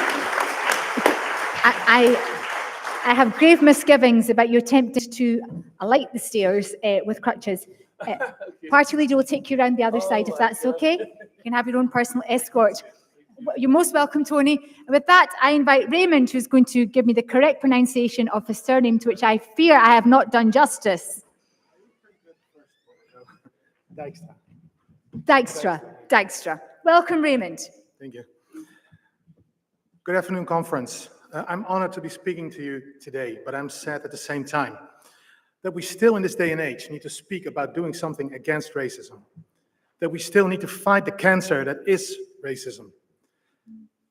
Even sadder is that nobody is born with hate in their hearts.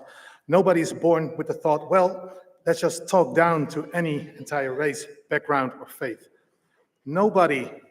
It is all taught at home and amongst so-called friends. And the fact that we still talk about a different race is racist too, really. We are all one race, the human race. Granted, with different backgrounds, but we are all human. And if someone out there thinks otherwise, that says more about them than anything else. Yes, everyone is different from anyone else, but two things we all have in common. We are all human and we all live on this great planet. Not only do I call upon conference to support this motion, but also to call upon everyone to stand together with anyone to make this world a better place, no matter where they are from or what background they might have. It is always better to have someone have your back than turn your back to them. Dr. King once told us all that he had a dream. Well, is it just a dream? I say we all should already have been living that dream. Together, all of us, no matter the color of our skin, faith, or where you are from, we all will make this world a much better place where there will be no place for racism, no place for any kind of hate towards someone because of their background or faith or color of the skin. Will this motion fix all racism related issues in the world? Of course not. But it will be our stand against it. It will be us saying, till there and no further. In closing, a wise man once said, tie your ropes together. And that couldn't be more applicable. Together we stand, divided we fall. Let's all stand up against racism. Please support this motion.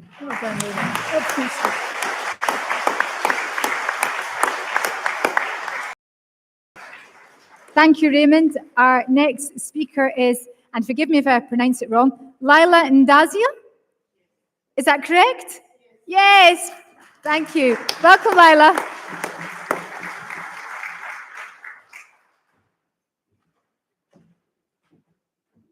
It was actually Leela. Leela instead of Lila. Ndazia. Leela. Yeah, but Ndazia was good. Not bad. Thank you. Good afternoon, conference. I'm just coming to support this motion about racism. I will just speak in accordance to my own experience in this country.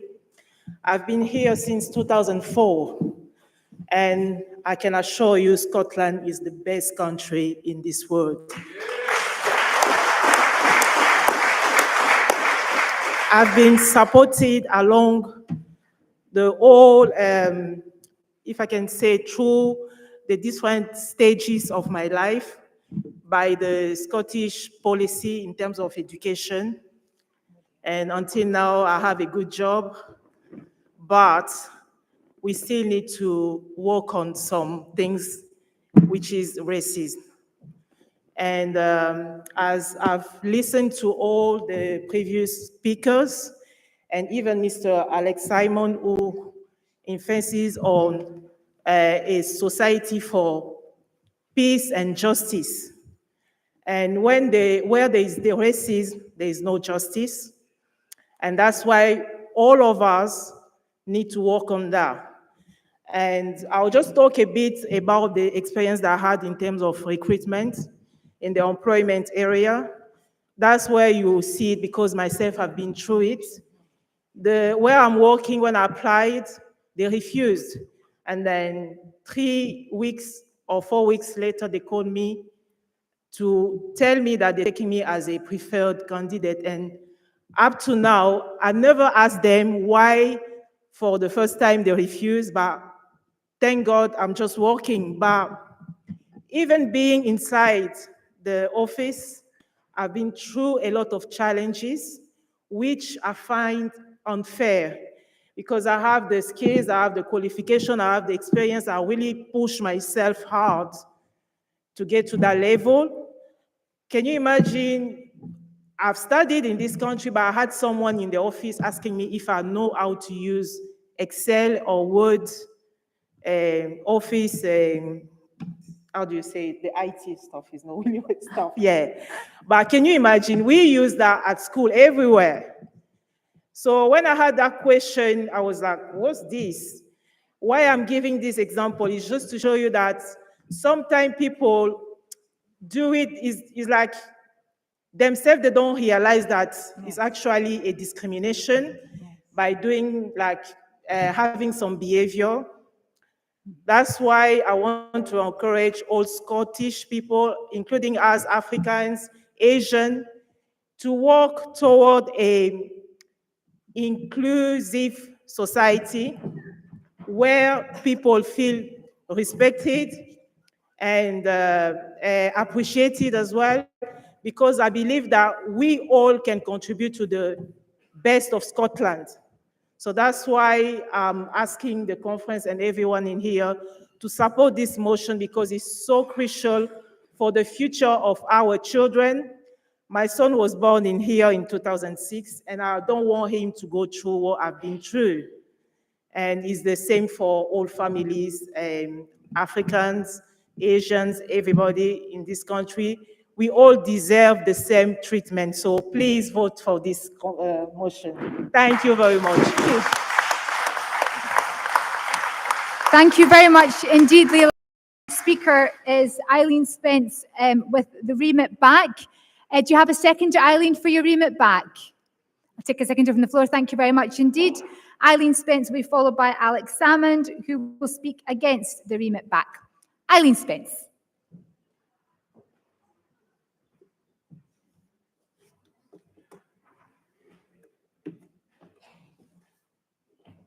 Right, okay, just a couple of notes. First of all, I'm a retired teacher, and I've been looking very closely at what Education Scotland is proposing and is actually embedding within the curriculum for excellence in Scotland regarding critical race theory.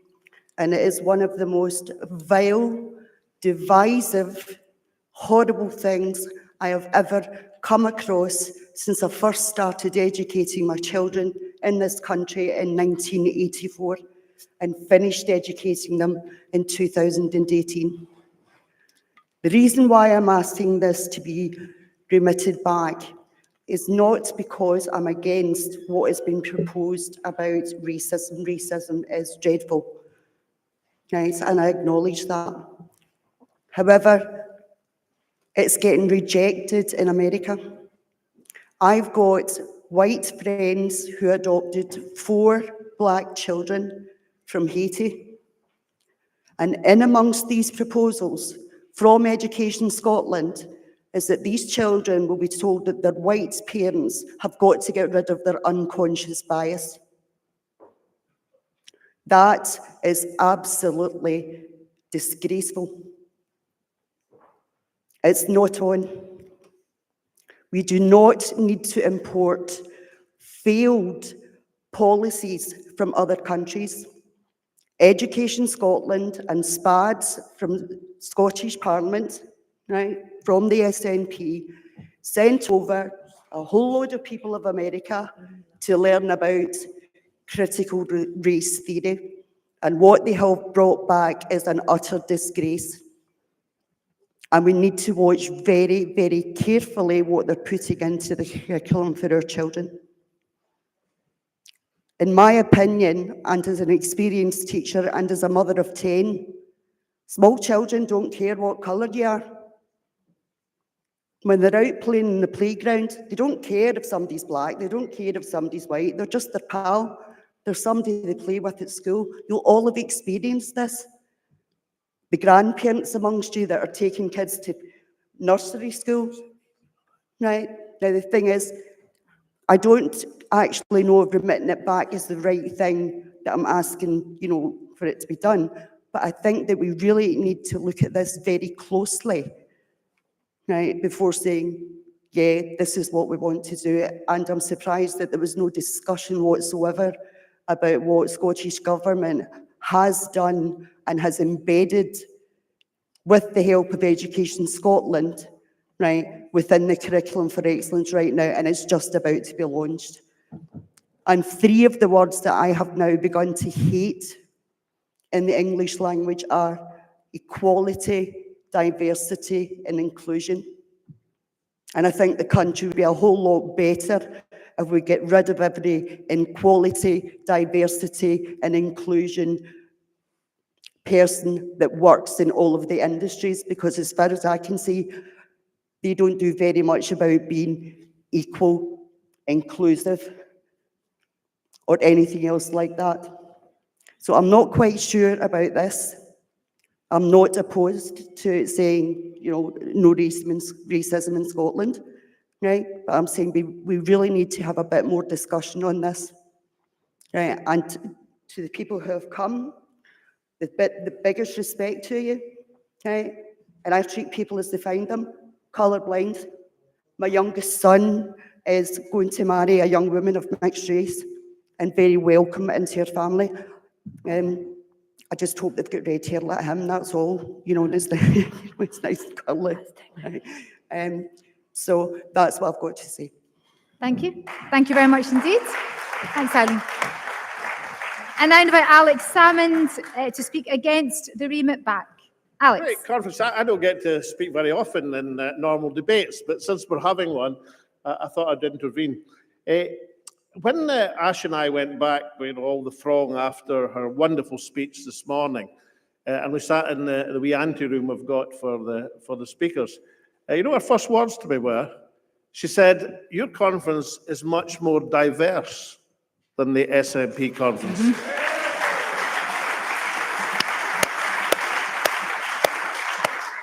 And it is. And the African Scots for Alba adorn our conference, just as Scots Asians for Alba adorn our conference. And what we should be saying to Tony and Leela and their friends is, it's wonderful to have you here as part of our party. And we will be with you if you are here with us. Now, Aileen, if this had been a motion about critical race theory, then there'd be a lot of support, but there's not a word about critical race theory in the motion. You're arguing about the Scottish Government, you're not arguing about our friends here. I had a meeting this Thursday with a Nigerian professor of my acquaintance in the oil industry about what's wrong with critical race theory. There's no disagreement between us. But you don't turn down a motion about something else because you disagree with the Scottish Government. That's not how we should behave to our friends and comrades. So, this motion calls for a policy and calls for an assembly, a national assembly, to discuss the policy. It starts a discussion and a debate that this party will be strengthened by. So let's not just pass this policy. Let's pass it resoundingly and overwhelmingly. Thank you.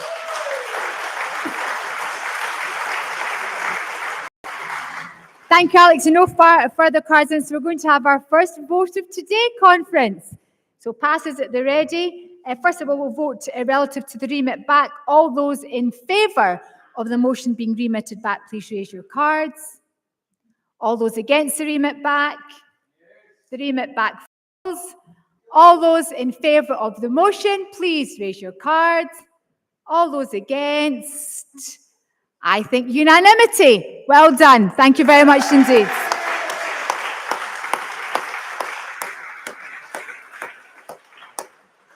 And now I call motion number 8. And Ian, you cannot wait to come up here. No wonder after all this hard work in his working group.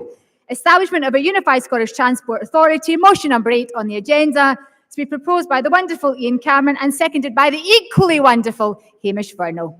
Ian Cameron, welcome back.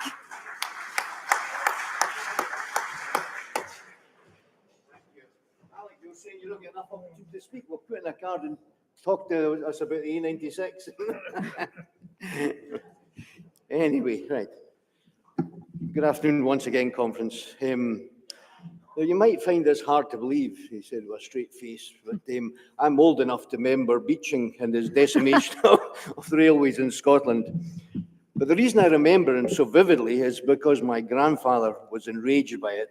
He was an old railway man. In fact, when I say a railway man, he had been head of railways in the Sudan from about, I think, 1920 to about 1938. Which is probably where I've derived my interest in railway engineering and my sense of adventure. But he was also a passionate nationalist, and one of the things I admire most about him was the fact he turned down a knighthood, and instead he accepted the Order of the Nile, which was presented to him by Haile Selassie. And incidentally, he was also, by all accounts, a pretty reasonable right-winger for Inverness Clachnacudden. Anyway, Beeching's report in 1963 led to hundreds of stations and 650 miles of railway being closed in Scotland. These rail cuts destroyed communities and effectively added to the continued clearance of parts of Scotland. So who remembers Thatcher? Well, in my opinion, one of the worst policies in terms of impact on the quality of life in Scotland was the deregulation of bus services. This policy had a devastating effect on communities, yet the next Labour government didn't reverse it. Labour governments never reverse Tory policies.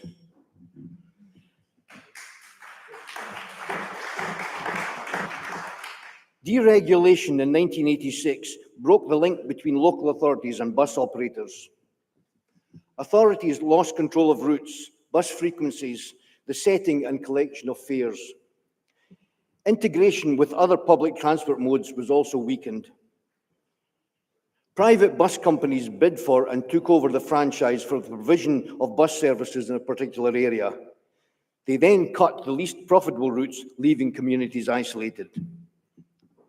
A couple of weeks ago, I was visiting my daughter and I got talking to one of her friends, and she told me about the issues that she was facing due to cancellation of her local bus service.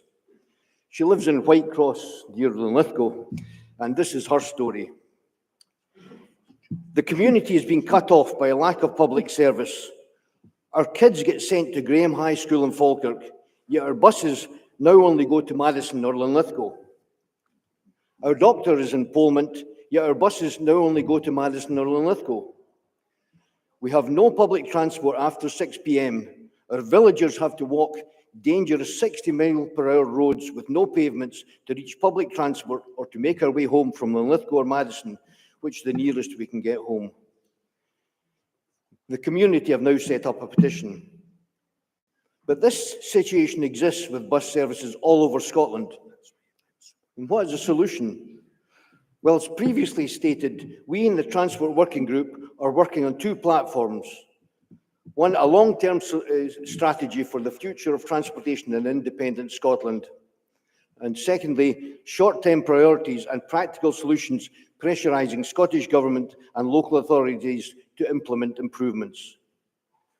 We're already looking into how we deal with problems with local bus, rail and ferry services by talking to community groups and looking to get involved in public meetings. So let's now consider our long-term strategy. Our vision statement is now Alba policy. Let me of it. It is the right of every citizen of Scotland to have access to an efficient, effective, accessible and affordable transportation system.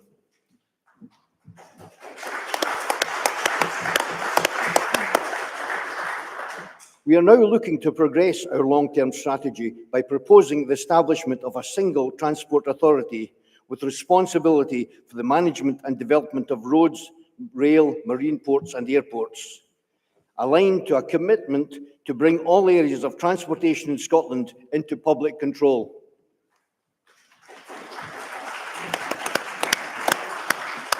And this is what I'm precisely asking Conference to approve.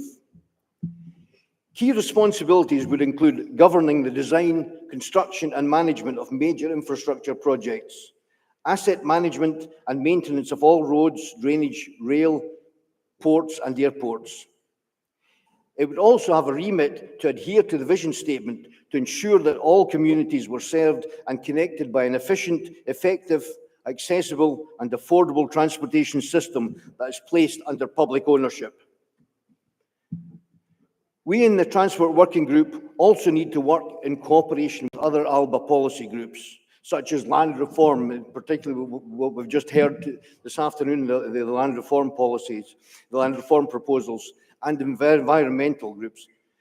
And I was thinking perhaps it could be organised via a working group conveners meeting. You could maybe, so we need full cooperation across the different policy groups, and I think we need to cooperate. One of the things I'm particularly thinking about when I was listening to the land reform is if we were to upgrade our railways, wanting to double up the tracks, we really should be able to acquire land by compulsory purchase order. So it ties in very tightly with the land reform. But what I believe is now required, and this could perhaps be done via a future motion at National Council, is for the Alba Party to commission a full and detailed report from Transport Working Group and as well as invited experts on the future of transport in independent Scotland. So I would ask you to please support this motion.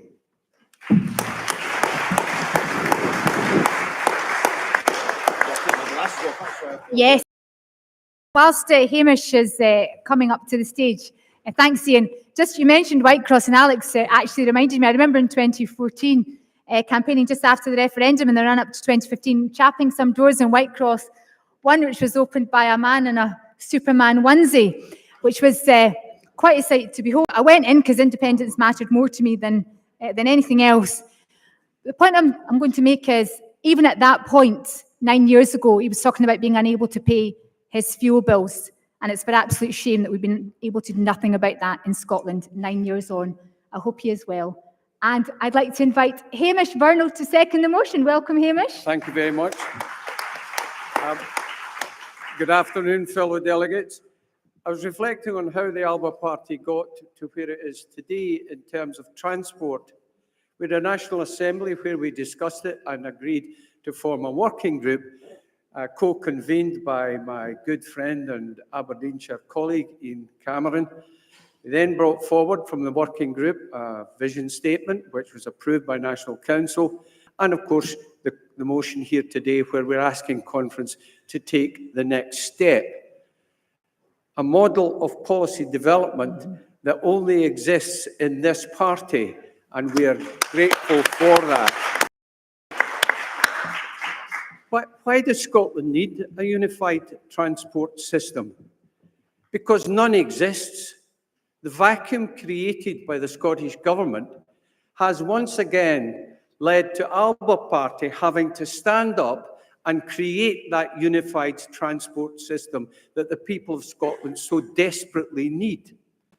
When we look across the transport systems, in rail, yes, we've had a couple of stations opened, welcome that they are, but since Alec introduced the Borders line, we've had no new rail lines opened across Scotland. I was proud to be part of an independence-led administration in Aberdeenshire Council that introduced the idea in 2015 when we took over the administration of that council. The reopening of the Buchan line from Aberdeen to Peterhead and Fraserburgh. Since that time, feasibility studies have come and gone. The only sound that you can hear nowadays on that is of heels being dragged. Get it done. In terms of our roads, the dualling of the A96 and the A9, get it done. In terms of our ferries, it beggars belief that two of the foremost experts in the world, both Scots, both professors, produced a pipeline of ferries, many of them lifeline ferries across Scotland, which was rejected by the Scottish Government a few weeks ago. Get it done. I beg conference to support this motion.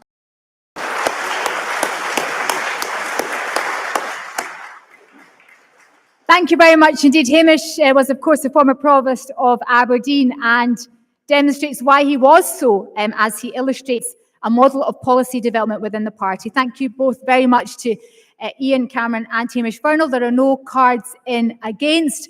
Can I ask that the motion be passed by acclaim?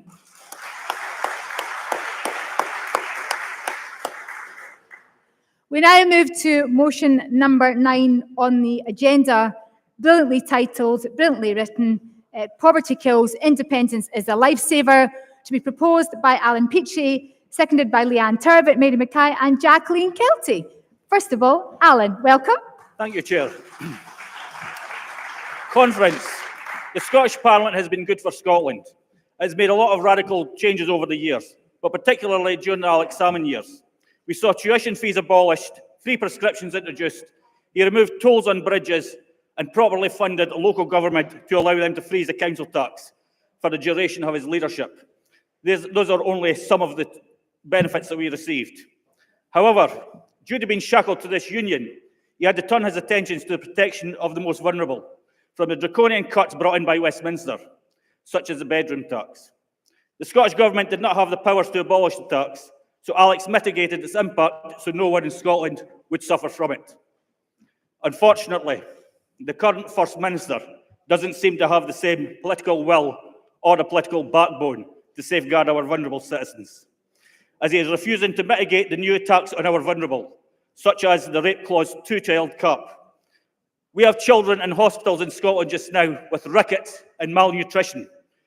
This First Minister instead wastes our money on fighting Westminster over dangerous gender ideology. It's time his priorities changed to fit in with the people of Scotland and support our vulnerable. That brings me on to the claim from the Unionists that Scotland is too poor to be independent and look after our citizens, because that charitable organisation, Westminster, run by the angelic Tories, subsidise us poor wee Scots. Aye, right, they wouldn't even subsidise a spare bedroom, never mind an entire country. From the very first day of this union, Scotland has been paying the debts of England. It is in fact part of the treaty itself. Under Article 15 of the Treaty of Union, it states Scotland shall be liable for the debts of England. Even come up to modern times, the budget the Tories passed to address the disastrous trust budget put a windfall tax on our oil and gas industry. They raised £80 billion extra. Scotland will receive just over £1 billion. Yet again, we were off and used as a Westminster cash cow. Now I'm going to get the Unionists a bit excited, because I'm going to admit that something that they have said is actually true. An independent Scotland will make cuts, but it won't be cuts that they say. An independent Scotland will end the funding of the monarchy. We will end the funding of the House of Commons, House of Lords. We will stop paying the debts of England. We will no longer fund illegal wars, and we will end the funding of nuclear weapons on our seas and our land. Yep. Scotland's resources and wealth will be used to benefit and improve the lives of all citizens of Scotland and make poverty history in our land. Jimmy Reid once said, "We are all free to go into a car showroom and buy an expensive car, but only some of us have the ability and opportunity to do so." Freedom is not just about independence. It's about giving all our citizens the same opportunity in life. We must therefore ensure our citizens' rights are protected in the written constitution to ensure no political party can infringe on our real freedoms. And the first line of that constitution must say, the people of Scotland are sovereign. Conference. Poverty is one of the biggest shames of this union. We have people struggling to eat and heat, while our supermarkets and energy companies make large profits. We have bankers being handed massive bonuses for failure, while our frontline service staff are given below inflation wage increases. Poverty is not natural. It is not a way of life. It is a political choice.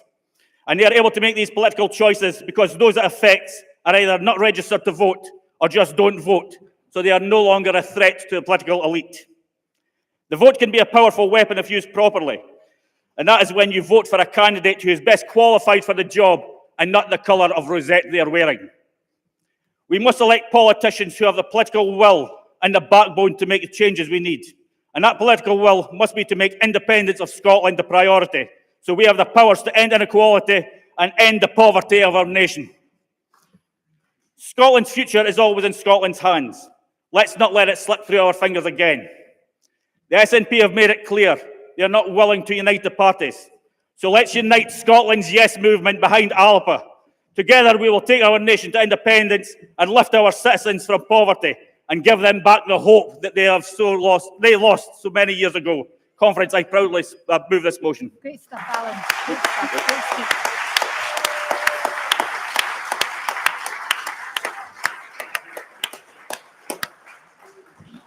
Thank you, Alan. I now call Leanne Turbot to second the motion, to be followed by Jacqueline Kelty.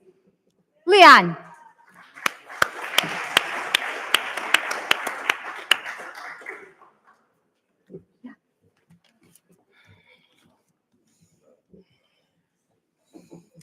I'm going to keep this short, but it's not sweet. I always try to make people see the human side of poverty, the human cost of poverty. And the worst part of that for me is losing people. We all see the facts and the figures, the suicide rates, the drug deaths, the alcohol deaths. We see the numbers rise and we watch the trends. But to me, I see the faces behind the numbers. I see their families and I remember their names. Stephen, age 17, suicide. Barry, age 19, suicide. Kathleen, age 46, overdose. Ivan, age 25, suicide. Sean, age 19, overdose. Ian, age 42, suicide. John, age 54, alcohol addiction. Ross, age 20, overdose. Lee, age 42, suicide. Jason, age 32, overdose. Dawn was in her 20s, suicide. Stephen, age 46, alcohol addiction. Nigel, age 40, overdose. Maureen, age 39, suicide. Demi, age 21, overdose. Mo, age around 25, suicide. Paul was in his 40s when he overdosed. That's not them all either. My pal and I were in tears by then and we had to stop listing them all. And this doesn't include the murders, the horrific, pointless, awful murders. And for every death here, there's a family left behind. Brothers, sisters, mums, dads, and the bairns. And the grief and the trauma continues down the line to the next generation and the next. A community that's full of trauma and anxiety and depression, and the cycle continues. Whatever we can do to alleviate some of the stress is a bonus, but without independence, we cannot start to eradicate it. Alba can eradicate it. Alba can get us our independence, and they have the people in it to start to eradicate poverty. Our first and foremost priority must always be independence. Then we have the work to do. I urge you to support this motion. Thank you.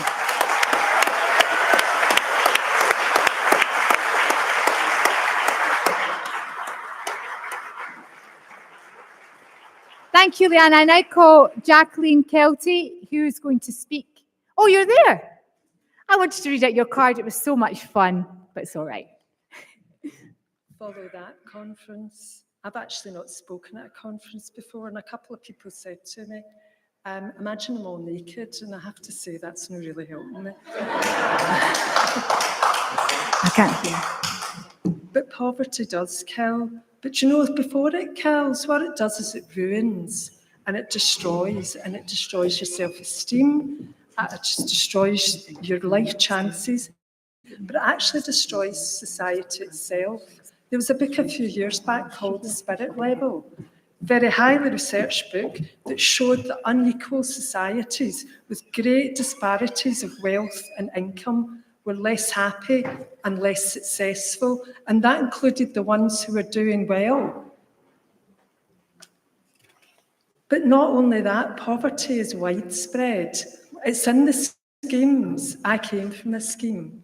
But it's also in the places you don't expect it to be. It's in the rich areas where there's the pockets of poverty. So it scourges everywhere in Scotland. There won't be an area, there won't be a Lacu who doesn't face poverty in their place. One of the biggest causes of poverty at the moment is fuel poverty. Bills just now are going to be about twice as high as they were 2 years ago. And you have people, disabled people, who require power in order to keep the machines that keep them alive going, who are wondering, how on earth am I going to live?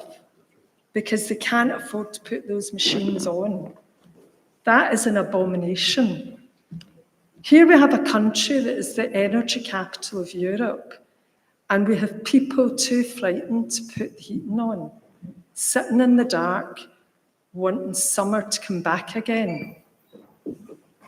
So, Conference, we all support independence, and we regard devolution as probably better than direct rule, but not by much. So it actually saddens me to tell you about a system that the Scottish Government have brought in that could potentially be worse than direct rule. The Smith Commission devolved winter fuel payment. It's a payment that some of the poorest people get, not all of them. £25 a week if the weather has less than zero, the temperature less than zero over 7 days. I mean, if it goes up after 6 days, you've had it, you're not getting anything. So the Scottish Government brought in a new payment, which was £50 guaranteed. Well, that's quite good, but that's 2 weeks of a winter, cold winter. Now, you might have a wild winter, you might have a winter in the south that's quite mild, but up north, are you really telling me they only have 2 cold weeks in a winter? I really don't know if there's somebody in the Scottish Government trying to work out ways to annoy the Highlands and Islands, but I have to say they're doing a grand job.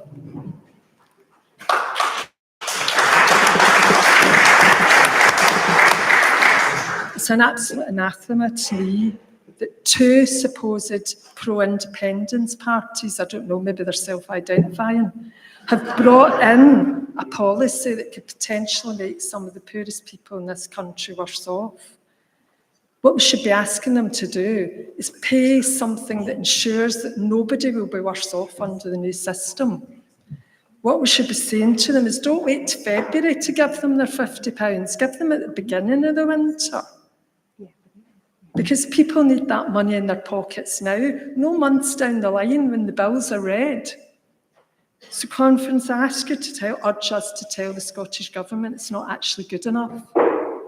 That nobody in this country of fuel riches, though apparently it's all going to Norway, should be suffering like this. Conference, I ask you to support this motion because not only poverty kills, but it ruins before it kills, and that's just no good enough.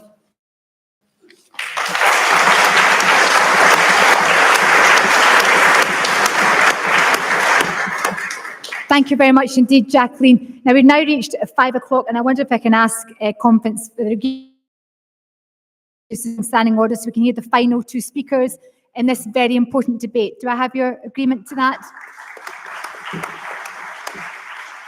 Thank you very much indeed. With that, I call Mary Mackay to be followed by, if I can read this correctly, Lisa Young. Apologies if I've missed. Yeah, Lisa Young. Lovely. Mary, welcome.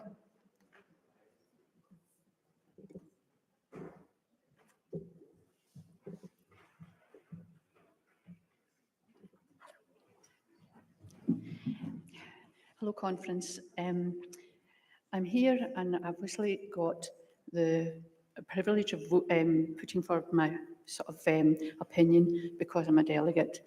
But I want to talk about me as a community development manager with 30 years experience behind me.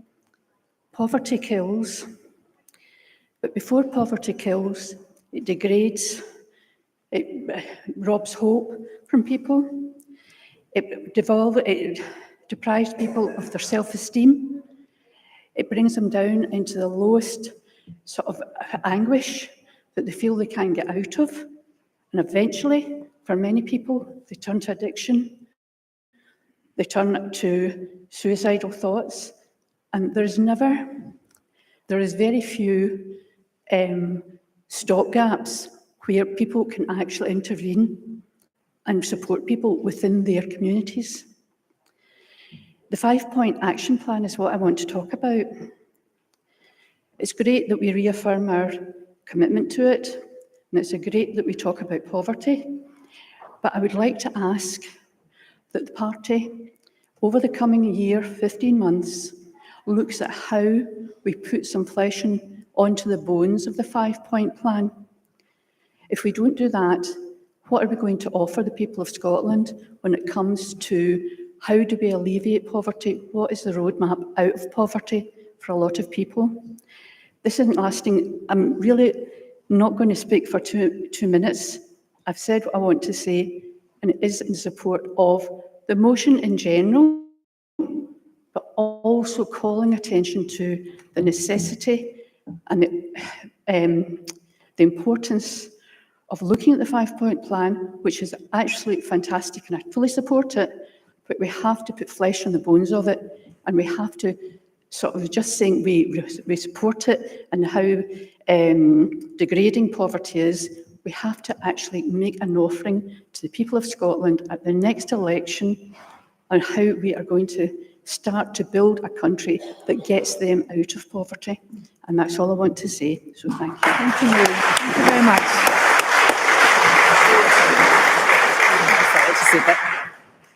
Thank you very much indeed, Jacqueline. I now call our final speaker, Lisa Young.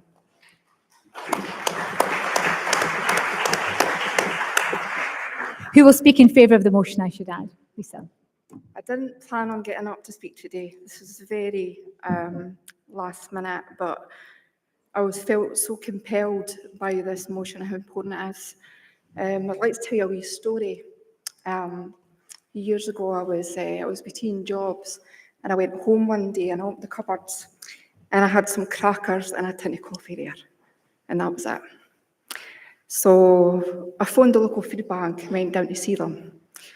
And I remember walking through that door, and the smell of soup from the local church assailing me and starting to cry because I was so hungry.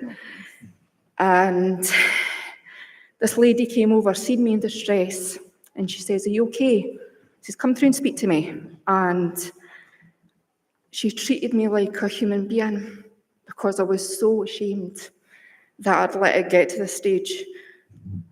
And I'm telling you this as someone that's got a family. We've got a very loving family who are very supportive. But I was so ashamed to ask for help and admit I was in trouble. My mum still brings it up. She's not happy about it. So what I remember most that day is that women treated me with such dignity, and I'm telling her, I've paid for my bills, but I just can't eat. And then things got better. She says, "Keep strong, things will get better." And then a few months later, I started working for someone called Neil Hanvey. Oh. And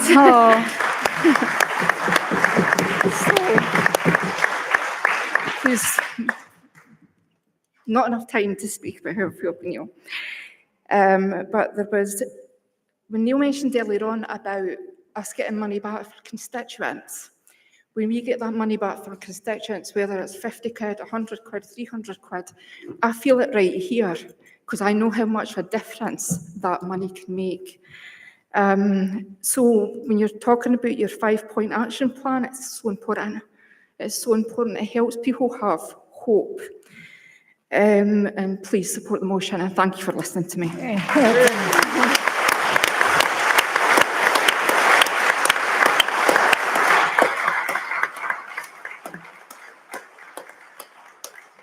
Thank you so much, Lisa, and for sharing your very personal stories with us. Greatly appreciated. A very moving end to a rather emotional day here at conference. With that, we bring today's proceedings to close. I'd like to thank all of those online for joining us and witnessing proceedings. It's been very eventful. We've had some powerful speeches, some wonderful awards recognising our activists, lifelong awards for wee Annie from Dundee. And of course, we now have a voice in the Scottish Parliament, a voice of reason, a voice of dignity and integrity, and Ash Regan.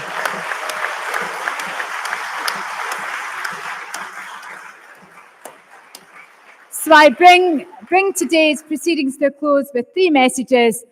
First one is, there's a Prosecco reception for women in the hall where people were having lunch just shortly. No doubt Christina is popping the corks in advance of your arrival. That's between 5:30 and 6:30. It's a women-only event, but I do understand there are refreshments available. Pardon? Oh God, sorry, thank you. I mean, there's no point in having Corey and Alex here to keep me right. They just let me go on. Thank you. Who was I? You deserve a medal. We haven't voted. Yes. Sorry about that. So I'll go back in time. And that just allows me to repeat the Prosecco offer, which is never a bad thing. Thank you very much indeed. Can we go back to the motion? I just took it as read. Sorry, my apologies. Poverty kills, independence is a lifesaver. I remember it off by heart because it means so much to me. There are no cards in against. Can I ask that the motion be passed by acclaim?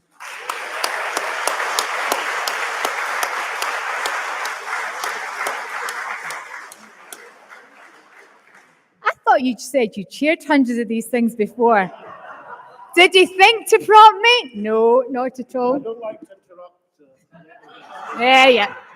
So I'll just have to start again. Apologies to those online who can't join us for the rest of this evening's proceedings. But as I said, Prosecco reception for women in the hall downstairs. But there are other refreshments available for men in the meantime, between 5:30 and 6:30 in the hall upstairs. And of course, there's a ceilidh, curry, bhangra, and quiz, which starts from 7:30. I know it starts from 7:30, but someone told me the food is arriving around about 7 o'clock. So you'd probably want to get there just in advance of time.